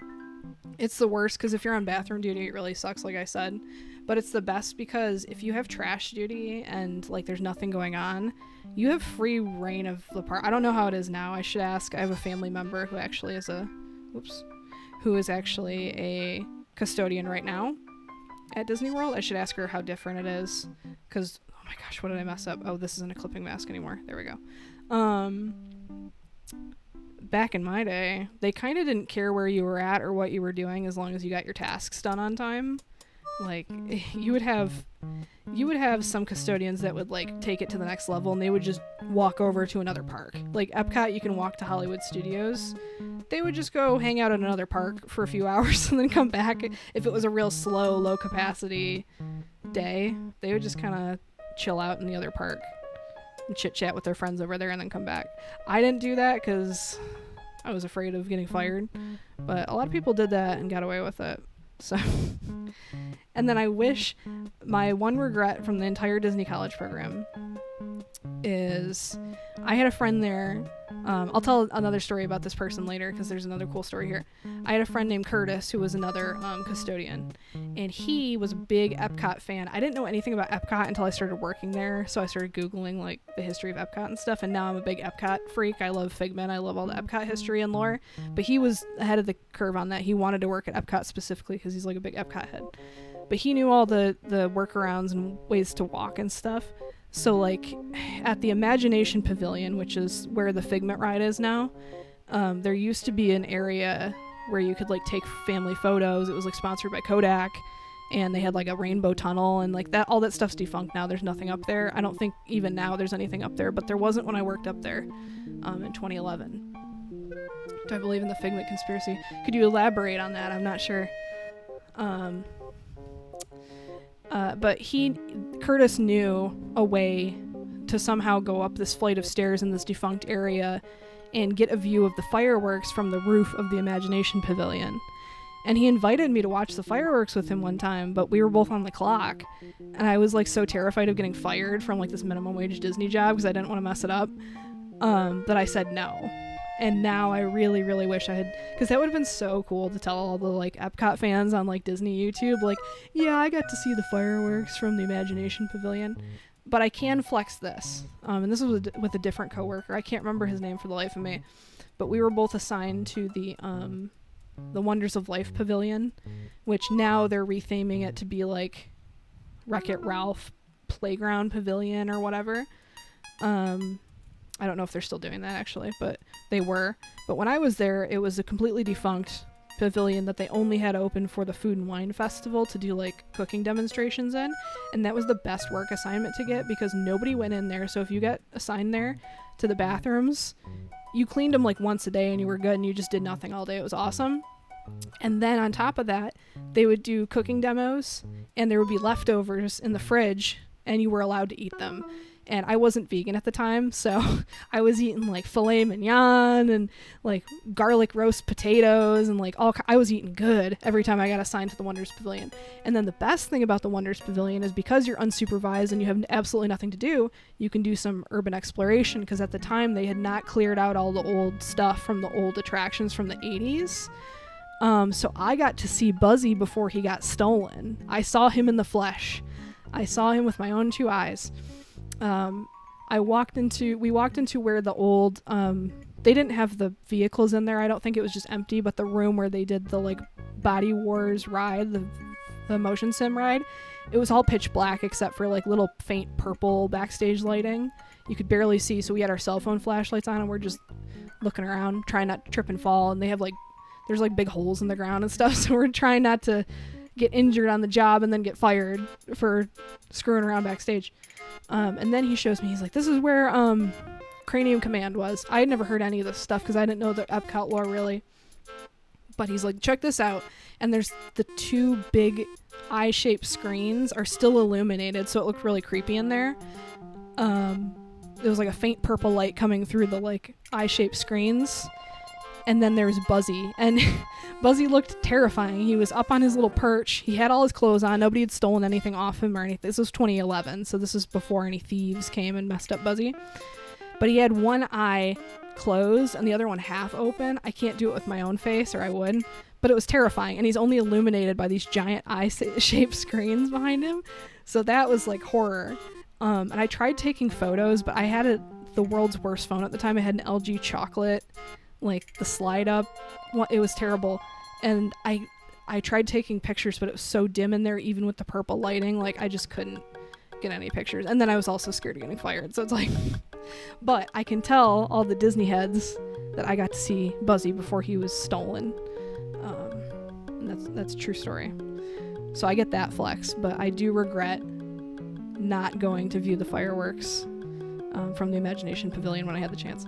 The Honey I Shrunk the... I was trying to knock Figment out of the park. No, I don't know about that. I know that when I was there in 2011, so there's the Figment ride in there, and then the other half of it is a theater where they show stuff. And when I was there, they had the re-release of the Michael Jackson thing. I can't remember what it's called. Captain EO, which is like a show. It's like a 20-minute short film with Michael Jackson, with like George Lucas producing it, and there's like Jim Henson Muppets. Like, it's fun, it's cool. It's got a couple Michael Jackson songs I still listen to this day. Another Part of Me, and We're Here to Save the World, or We Are Here to Save the World. Good Michael Jackson songs. That was playing at that time, but before then, they re-released it because Michael Jackson died in 2009, so they like did it as a tribute. Before then, it was some Honey I Shrunk the Kids thing. And then now they just play like Pixar short films on a loop or something stupid. So it's not even Captain EO, which is lame. So very 80s. Yes, very, very, very 80s and 90s.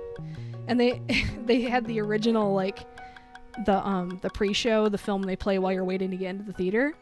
It was like, from the epic mind of George Lucas and Michael Jackson. It was this very like 80s movie announcer style like thing. Like, it was cool. I really liked it a lot. What was the other the other story about Curtis, the coworker. I hadn't heard from him in 100,000 years, but I would draw stuff for some of my coworkers. They would just request I draw stuff because, oh, she's the girl who can draw. So like, draw me Simba, draw me Mulan, whatever. And I would just draw people stuff on just like printer paper with a Bic pen and just give it to him. And Curtis was the only one who got creative with the request. He was like, draw me in my custodian outfit. I'll have to find these pictures and put them somewhere, or put them in the speed paint video or something. I have them saved somewhere. Call it Captain Zero. With Weird Al. I would love to see Weird Al or like somebody fun do something cool there. I drew a picture. It was him in his custodian outfit with the pan and broom fighting off sentient popcorn buckets. Because that was the bane of all the custodians' existence, was the popcorn buckets. Because everybody would just... The second they got the popcorn bucket, the child would just dump the entire popcorn bucket all over the ground. I think they still do that. So it was him fighting a sentient popcorn bucket and sentient Mickey bar, and they're like running away screaming, and you can see the Imagination Pavilion in the background. Like, it was a whole thing. It was like a whole scene, but it was just drawn in like black and white with like pen and pencil. I drew that for him, and then he really wanted, and I forgot I even drew this. I have no memory of this at all. He asked me to draw Dreamfinder choking Figment. like Bart or whatever, because he was frustrated with it. I don't know why he wanted me to draw this, but I did. It's like comedic drawing of Dreamfinder choking out Figment. I drew that for him, and I only remembered because he messaged me on like LinkedIn like a year and a half ago. He reached out and was like, hey Alyssa, it's been 100 years, I hope you've been doing well. I'm married and doing good now. And he like works at NASA or something. Like, he was always into rocket science, so like he works with like rockets now. Like, he's doing awesome. But he messages me like, I just want to say that like one of my favorite memories of Disney was like this awesome drawing you made for me of me fighting the popcorn bucket or whatever. And he sent the art back to me because I still remembered the popcorn bucket one because it was so wild. But he like sent both of them to me as like attachments on LinkedIn. It was so cool. We talked a little bit about Disney, and I wished him well and whatever. I was like, that's so cool when like people remember that stuff. Like, this was like a year and a half ago, so it would have been like over a decade since I'd spoken to this guy, and he still remembered, and he still had both, like, they were photos of the pictures that he still has in his possession. They weren't like old cell phone photos. Like, he still has those to this day, which I thought was really cool. Poor Figment. Yeah. I just thought that was really cool, and it made me wonder if anybody else I drew stuff for at Disney still has any of those, but I'm not really in contact with any of the Disney people. I'm friends with a couple of them on Facebook, and we like each other's posts every once in a while, but it's kind of like when you meet a nice person at the bar and you add them on social media, and you'd say you're friends, but you're like acquaintances, but it's like that kind of vibe. So I hope they're all doing well, but yeah, I just thought that was really cool and really sweet. It reminds me of a friend of mine. I did a painting of a falcon in high school. I was like 16. And at the time I thought it was a really good painting. It's not a great painting, but it's alright for like a beginner acrylic painter, right? It's fine. I gave it to him because that was his favorite bird, and he's kept it, and it's the first thing he hangs up in every new apartment that he gets, and I always forget about it, and like I'm thinking about it now because I'm thinking about like art that people have kept of mine over the years. He always texts me when he moves into a new apartment, like every 3 to 5 years. He's like, first thing I had to hang up, and it's the falcon painting. I just think that's really cool. It's like, oh, you remembered. Like, he doesn't have to do that. The painting ain't even that good, but he likes it, so it's sentimental. Tend to keep gift art a big given. I'm gonna start junk journaling, I think, because I get birthday cards or Christmas cards or like photos from people in the mail, and like I never know what to do with them. So I am growing a collection of those kinds of things in a box along with like cool colored envelopes or stickers or like whatever.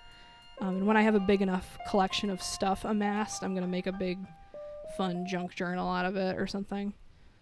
Because I have no reason to sit there and rifle through the box of old cards, but I think it would be fun to flip through a junk journal, a mix of like doodles, stickers, paper cutout art, and like cut out bits of like Christmas and birthday cards instead of just throwing them in the trash, you know? I think that would be cool.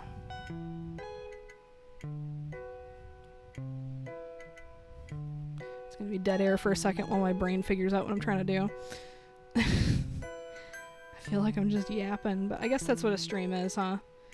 Is you just yapping and doing something. I don't know if I'll ever do, like, I guess if they drop a new Animal Crossing, it would be kind of cool to do a game stream, but I think I'm just gonna stick to art for the most part. I don't think, I wish I had held on to, like, all the stuff that people have drawn for me over the years. I think another friend of mine has a picture I drew. 2 friends of mine have, like, portraits that I've drawn of them somewhere in their home, which is kind of cool. I don't have anything. Like, I've moved and been moved so many times that, like, I just treat it like a fresh start every time, and I need to stop with the like, just ditching of everything. But it is kind of refreshing to get, like, a total fresh start. Now I'm just going in and fixing these colors. Ooh, I don't like how the light green looks on the dark green when I lighten it up like that. I kind of like the grass dark like this, so we might even go darker. We're going to make this a little more yellow at the top.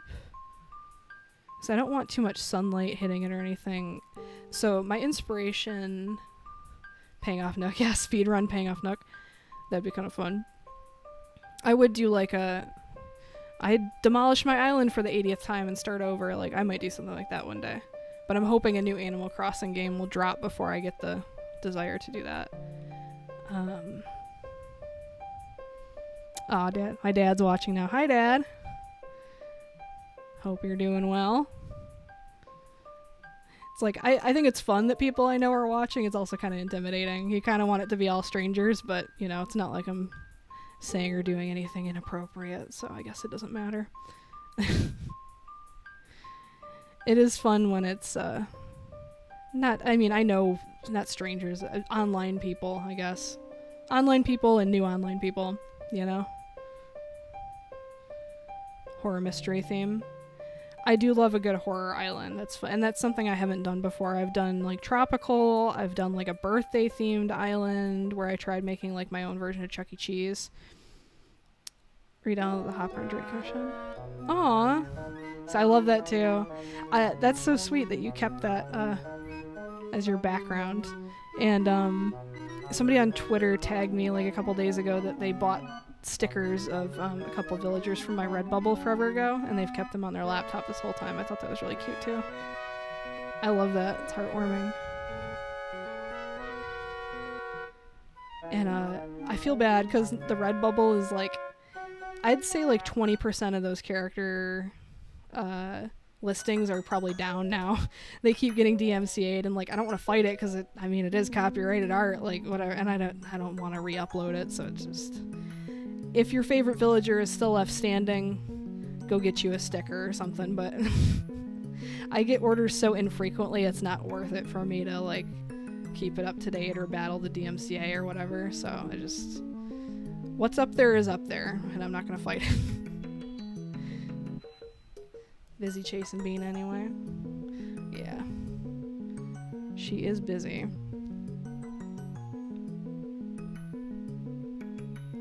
It's just cool when people like gravitate to your art, because it always feels like nobody's watching, but they are. Copyright friendly. Well, I tried to by like avoiding, sorry if I bonked the mic. I titled them just like the name of the character, so like Hopper, you know? I didn't tag any of the metadata or tags or anything. With Animal Crossing Nintendo, nothing that would be easily flagged. It's just like 1 out of every 10 characters gets picked up or somebody reports it or whatever.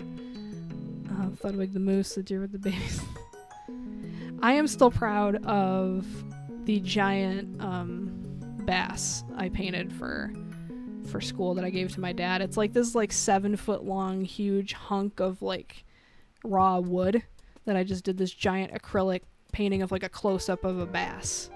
And I've never done anything like that before or since, but I think it came out really cool. Color swapped, reported. Yeah, I guess I could do color swaps, like how when you go to like the boardwalk and get like a Bart Simpson t-shirt, it's like blue Bart or like a green Garfield or whatever. I could do that. Some of the more obvious ones got reported and taken down automatically, like Epona, the villager Epona, obviously Zelda, like that's gonna get flagged. But a lot of them are still up. Out of the 480 I uploaded, I would say that like 380 are still up. So most are still up. What was I gonna do? Oh yeah, the leaves. The leaves. We are gonna highlight these a little yellow. What was I blabbing about earlier? Oh, what I'm inspired by for all these pictures, obviously, is little golden books. And there's surprisingly not a ton of like shading and highlights, at least from the books that I've been looking at and studying from. Like, I like the 50s, 60s era little golden books, and they all kind of resemble them. But like, you don't see a lot of this where it's like clearly defined shading and highlights. It's a lot more subtle. It's almost like everything's just one solid color, but it kind of softly fades. That's what I've noticed anyway. There's not a lot of like rim lighting or like really defined shading or highlights. It's a lot of solid colors with just subtle changes like that. Shows that bass. I'll have to take a photo of it next time I see it in person. Let's take a photo. It came out cool. Like, for somebody with this, I don't like how that looks on the yellow either. We're gonna refine this. For somebody who doesn't do a lot of traditional painting and didn't even when I was in school for it. Okay, that's kind of better. The black fading to the, or not black, the dark green fading. I like that better. I'm losing my train of thought. For somebody who didn't do a ton of acrylic painting, I thought it came out pretty good. Also, that was my first time selling like a piece of art in the wild. Not the bass, but around the same time I did the bass, I did a painting of a crow overlooking like a cloudy, like it was supposed to be like a cloudy London kind of thing. It was real like folk arty, I felt like. I'm still not crazy about that actually.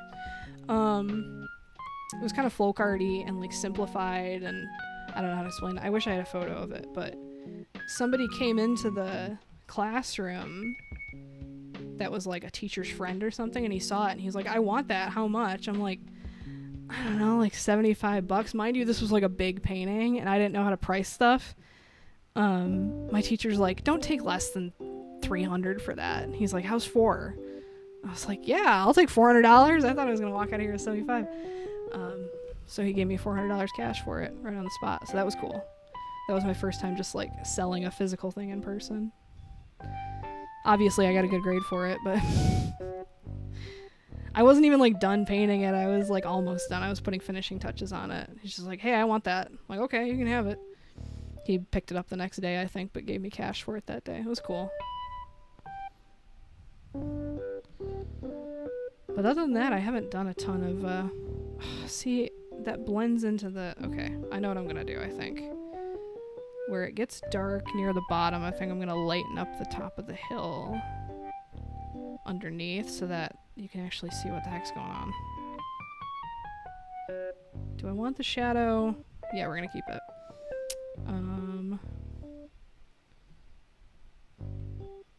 We're gonna lighten this up. No, because the light color. Maybe I make the grass even darker. That'll make her pop out even more. Maybe a little yellowier? Yellowier? Okay. I kind of like that. Make the grass super dark. Now the shadow's the wrong color, so we're gonna make that. Okay, I kind of like that.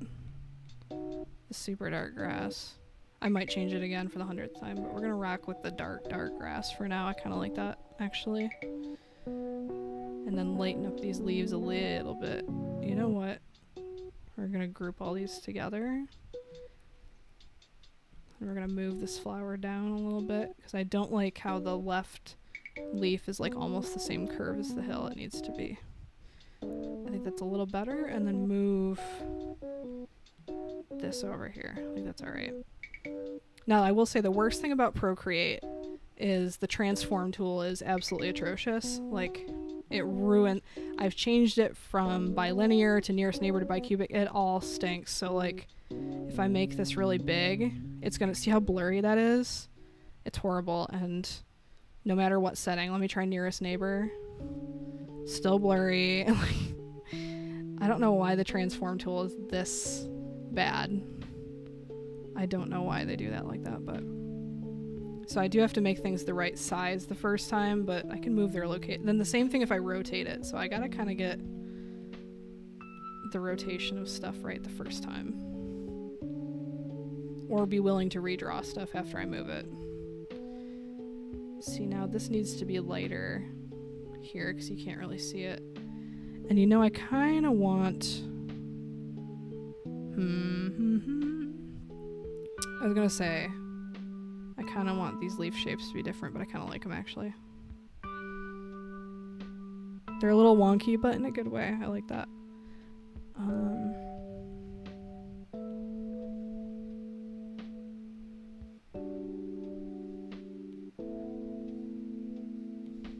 Yeah, lighten that up here. Yeah, now we can see it against that hill. That's okay. It's okay. I feel like the warmer tones are more like the old golden books anyway. But yeah, I noticed in the old golden books not a lot of like rim lighting or super crazy shading or highlights or anything. A lot of just texture, but more or less the same color, some variation in hue. Lots of solid chunks of color, so that's kind of what I'm inspired by. Like this flower, I think I'm not gonna touch this one. I think this came out really cute actually, the way this blue one looks with just that texture. I might darken it. I'm not crazy about this red one. I gotta figure out something about the red. GIMP also has that issue with resizing. Yeah, I don't know why. Like, why are these rotation and transformation tools so bad?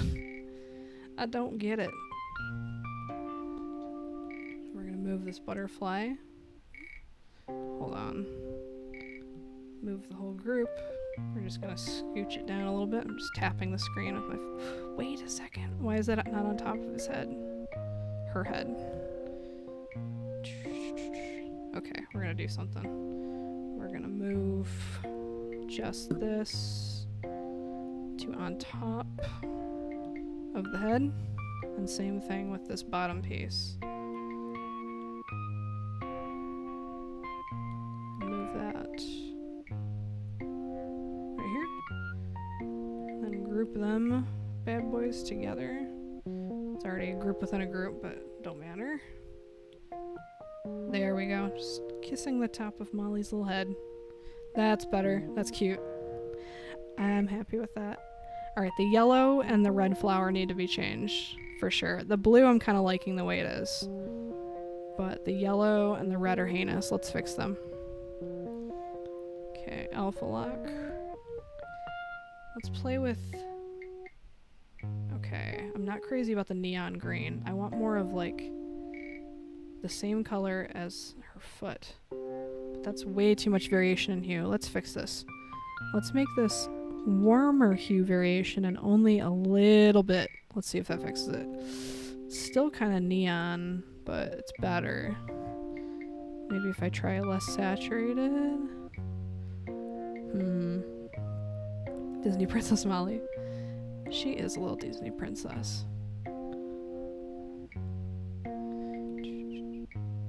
Okay, that's a little better. It's not quite what I wanted, but it's better.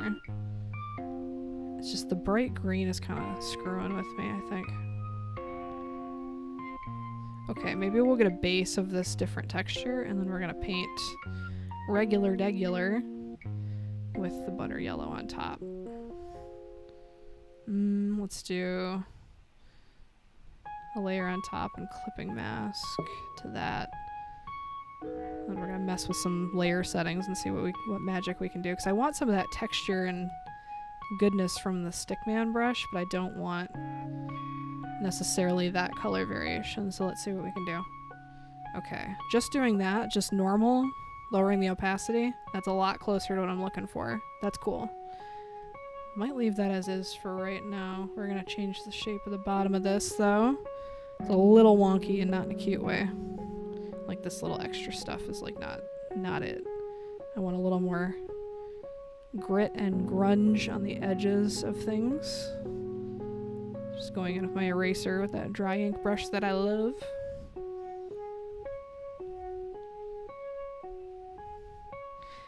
Also, while I'm talking to myself, I might as well talk to all you guys. All 5 of you here in the chat. You guys got anything fun planned this weekend? Other than hanging out with family and friends. I'm not doing much this weekend, but it's just this. And editing this down into a viable speed paint video. And client work. That's all I got going on this weekend. But how about y'all?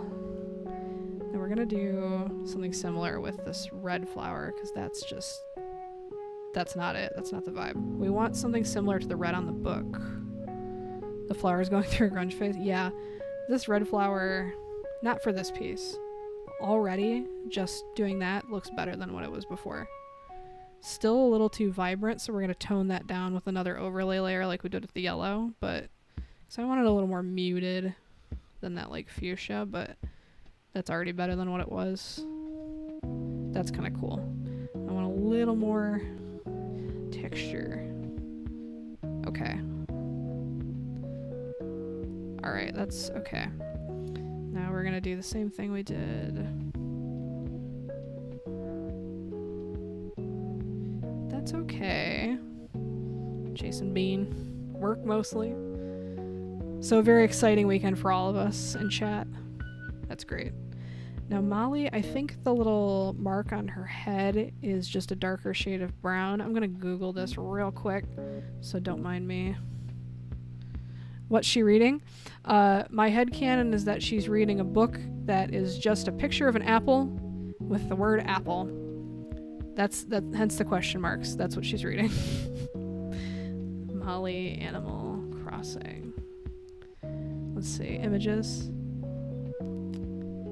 Yeah, oh, her shade is like almost more orangey, and then the dark area, it's just 3 areas. Okay, I'm gonna have this reference open in a new tab real quick. Beans making that list. I will definitely take requests from my niece. Apple Volume 1. Yeah, that's the official name of the book. Apple Volume 1. Alright, so I'm looking at Molly in another window here. And so one thing I'm going to change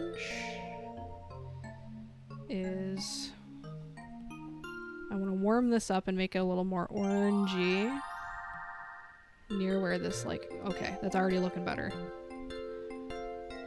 Just adding that bit of warmth here. Okay, we're going to rock with that. We're going to rock with that. W color chat. I like that. And then we're gonna fix this right here, because this is not the shape that this thing actually is on the character. We're gonna fix this real quick. Okay, take off alpha lock. we're doing, it's more like this, and we're going to soften this out, but we're going to make it a firm shape for now. Ooh, gotta use my favorite dry ink. And then it's like one big chunk here. I don't know why I sketched it so pointy and so many points in the initial sketch and thought that was right, but I'm glad I looked up the reference real quick because this already looks much better. Okay, I kind of want to change the shape of this. I'm gonna stylize the middle shape because I'm not crazy about that, but I'm gonna keep it 3 and keep them chunky. I'm gonna make it more like a feather shape in the middle, I think. We're gonna rock with that.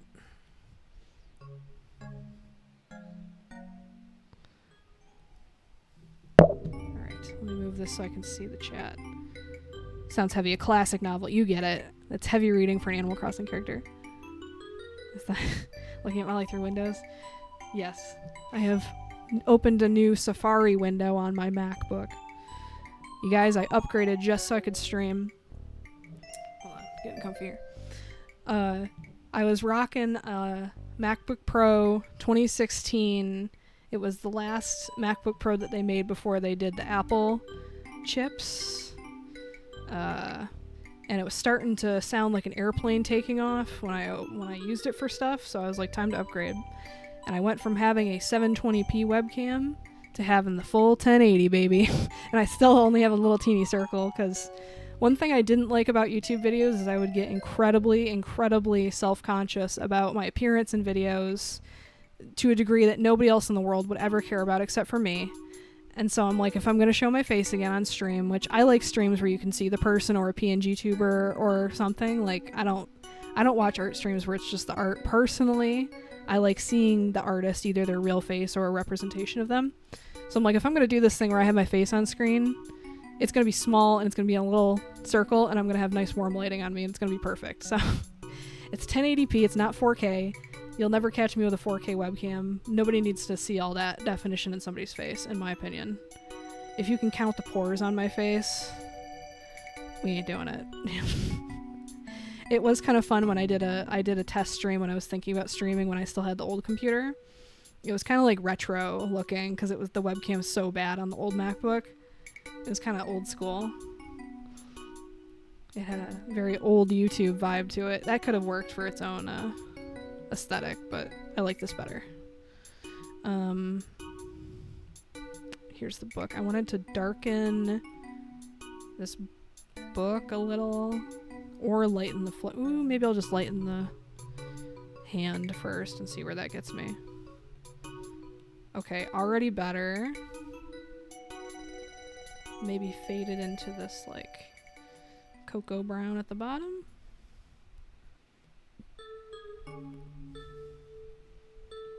But yeah, when I got this MacBook, my life changed forever. I say that every time I upgrade my computer or my phone. This is a new era. I'm a changed woman. The M3 Pro base model. Or not the... Yeah, it's the M3 Pro base model, not the M3, which is a ripoff. Like the regular, you have to go to the next one up, because like if you're paying that much money, you might as well go to the next one. So it was time. That old laptop served me well, but it was well past its prime. It was like dangerously hot, like you could cook food on it. I was like, wait, something's got to change. This thing, it's only now just starting to get slightly warm to the touch, and it's been streaming for an hour now, plus I have literally like 20 windows open. It's warm. I can comfortably hold my hand on it. It's not hot at all. I can't hear a loud giant fan or anything. Loving it. This is my tech reviews now. This is what my channel is. Tech review, my review is it's good. And it doesn't get hot enough to where I can cook an egg on it, so I like it. Mac lover for life.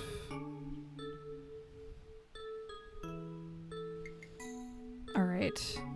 That already is an improvement, just changing the hand color, but I don't like the shade of brown on the shade of red. It's not reading to me, so I gotta change something.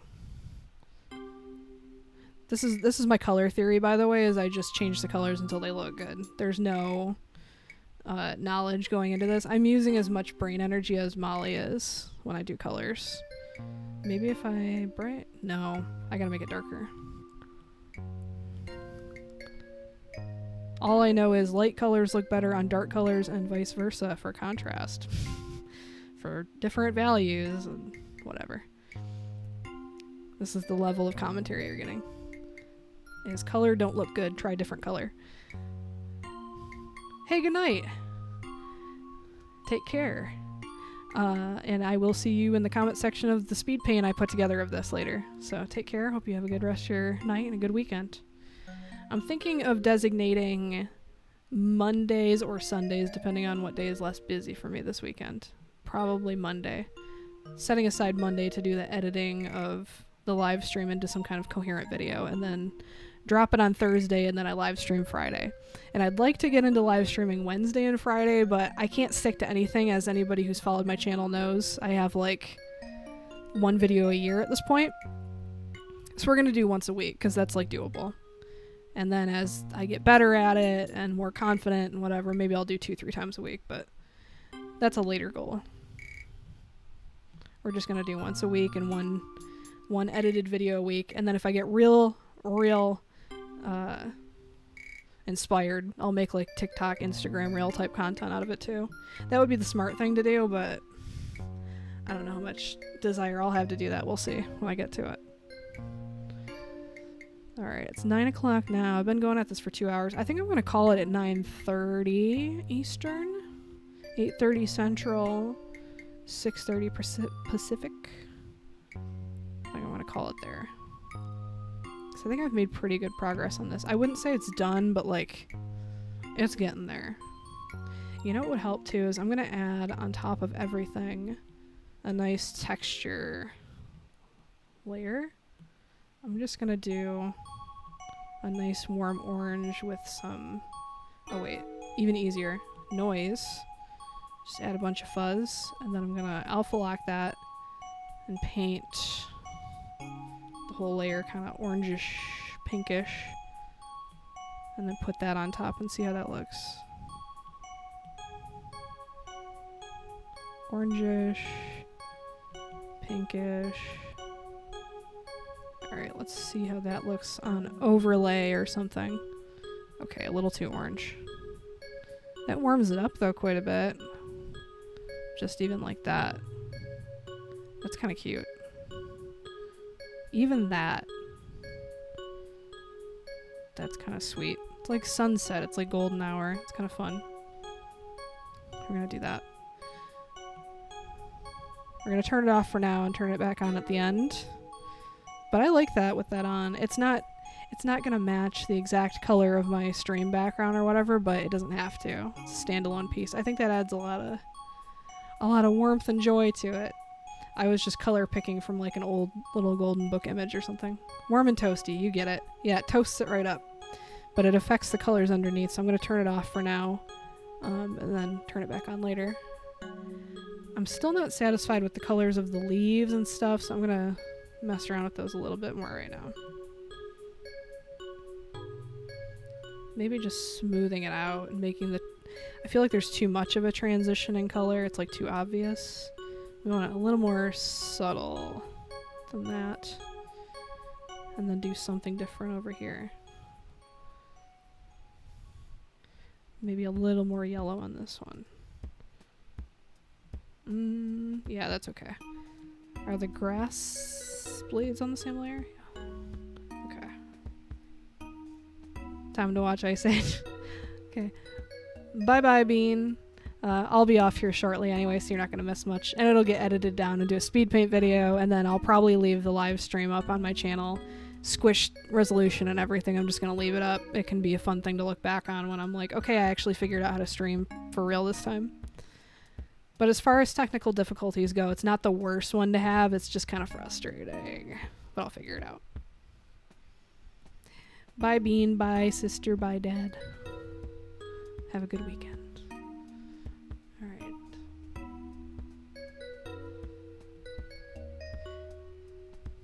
No, adding the dark in was a mistake. Let's do a little more yellow. I don't know what I'm not liking about these colors, but it's not doing it for me. It's like needs to be a little darker, but not as dark as the grass. A little darker than that.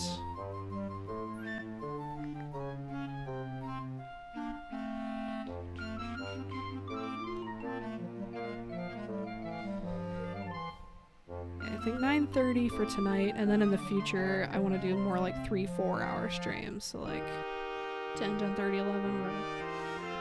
And work on a couple things. I think I might juggle a couple things. Like for an hour I work on a piece like this, and then for an hour I take requests and doodle random stuff, and you know, I want to mix it up. This is just kind of the trial run, you know. Figure out what the heck I'm doing. And then we'll get the wheel, the spin to win, the sabotage wheel. Or I could do like a good wheel too, where it's a bunch of different fandoms, like Animal Crossing. I have a list where I want to do like Animal Crossing, Redwall, Neopets. I can't remember what else is on my little list. Weirdly, I want to do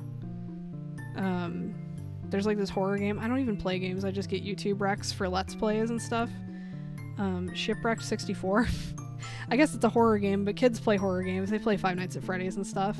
And that might be fun to do the FNAF characters in the little golden book style. I'm just trying to think of things that would be fun to do in this like style. I think it would be fun to do the cute animal versions of all the characters from Shipwrecked. That indie game. I think that would be kind of cute. What else do I have? I think I have the list saved to my desktop, actually. Let me look. Stickies. Neopets. Lane Smith inspo. So if anybody remembers the Stinky Cheese Man and other Fairly Stupid Tales, or that True Story of the Three Little Pigs book, those illustrations, I really, really like that grainy, soft, dark style. I'd like to do something inspired by that. Mariah Carey, my favorite singer. I'd love to do some fan art of her in a little golden book style. That would be my dream gig. Somebody's probably already done it or will already do it, but they have these series of like little golden books about celebrities, like one about Taylor Swift, one about like famous baseball players, whatever. My dream job would be, and I gotta put this out in the universe, my absolute dream job would be doing a little golden book about Mariah Carey. I would do it for free. Like, I would do it for free. You wouldn't even have to pay me to do it. I would love to do that. So I want to manifest that by doing some fan art of her in that style. Shipwreck 64, Animal Crossing, Michigan foods, Chicago foods, you know, like the Chicago dog, and like do stickers of that. I think that'd be fun. I have you know what? I'm going to call it right now on Molly, the progress, because I think we're in a good place, and I think I'm overthinking stuff. So I want to come back to Molly, but I want to show you a piece that I was working on, that I stopped working on, that I would like to finish. This junk food piece. I think this would be so cool to get this done as like a sticker sheet. Like, this is just real rough, obviously, but I think this junk food piece would make a really cute sticker sheet.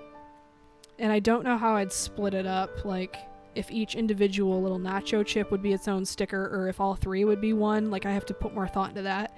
But I just started sketching with this limited palette of some junk foods, and I thought that would be really fun to do. So I might do that as a sticker set, sticker sheet. And then I would like to do Smiling Friends, which it's not kid friendly. That's not a kid friendly show, but you know, I would love to do the Smiling Friends in a little golden book style. I think that would be fun. And then a little throwback to the history of my channel. I think it would be really fun to do cereal mascots, like Tony the Tiger and whatever, in that style. Here's some other stuff, I guess, while I'm showing you my gallery. Here's some Neopets art I did. This Kachik. I had a whole page set up on Ko-fi. I still have the page up, but nobody's ordered from it, because Neopets was running this thing where like you could have an official Neopets endorsed store that they would like link to and promote as long as it was like appropriate. And I submitted mine to like their fan art program, and I never got approved or denied. It just kind of sat in limbo, so I don't know what's going on with that. But if Neopets will ever allow me to do Neopets commissions, I will do Neopets commissions. But there's a couple more. This one I never finished, but see, this is one of the cool new Neopets I actually like, the Toy Bori. The xylophone is really cute. So I was going to finish that at some point. This is my pride and joy on Grundo's, the fan site. I have just a brown Lutari, because my favorite animal is an otter, as we discussed. This is my favorite pet. He's super jacked. He has super high battle stats and is my pride and joy, and I love him. What else can I show y'all in my gallery real quick? See, I was going to do sketch pages of all the Neopets in alphabetical order. I did Akara and Aisha, but I kind of want to refine some of these because they're pretty cute. I was just looking up different reference and going at it. I like the old school ones too. Like version 1 is based on the super old school Aisha. Yeah, these are pretty cute. I should do a whole page of these, you know, like one for each species. My thing is there's so many cool colors and stuff of the Neopets. The Neopets. I said it like an old person says the Facebook. There's too many cool colors, so I would probably do a basic sheet in just the 4 basic colors, the red, yellow, green, blue, that they all come in by default. And then later I could do like a fairy themed sheet or whatever. I think they would just be fun to draw. This hazelnut toffee was for some like online lettering class I took. It's the only thing I saved from it. I just think it looks cute. What else do I have? Molly. Oh yeah. Here's my current folder. This piece I did of Emmett Otter's Jug Band Christmas. I would love to do the follow-up of the Foggy Bottom Boys, the like villain band. That's like the main stuff. I want to finish all those on stream too. Neat. Well, you know what? My stomach is rumbling now, so you know what, guys? I am going to call it a night. I'm glad I had anybody watching at all. I literally thought it was going to be me talking to myself the entire time. Let me pull up Molly. Look what we've done on this evening. I think she's coming along great. Let me center her in the screen a little better. Let me turn off the sketch. Ooh, let me turn on the toasty color layer. Yeah, that's better. And then turn off the sketch. All right. I think she's coming along great, and I might even leave the question marks in the final art because I think it's kind of cute. That's how far we've come tonight. Not bad for like 2 hours worth of work, I'd say. So thanks everybody for tuning in. I will leave this up on the channel even if it's cringe and the audio is terrible and the screen is like squished like that. I'm just gonna leave it up. It's a learning thing for me. It's a learning curve. So thanks for tuning in. I'll see you in the next one. Peace.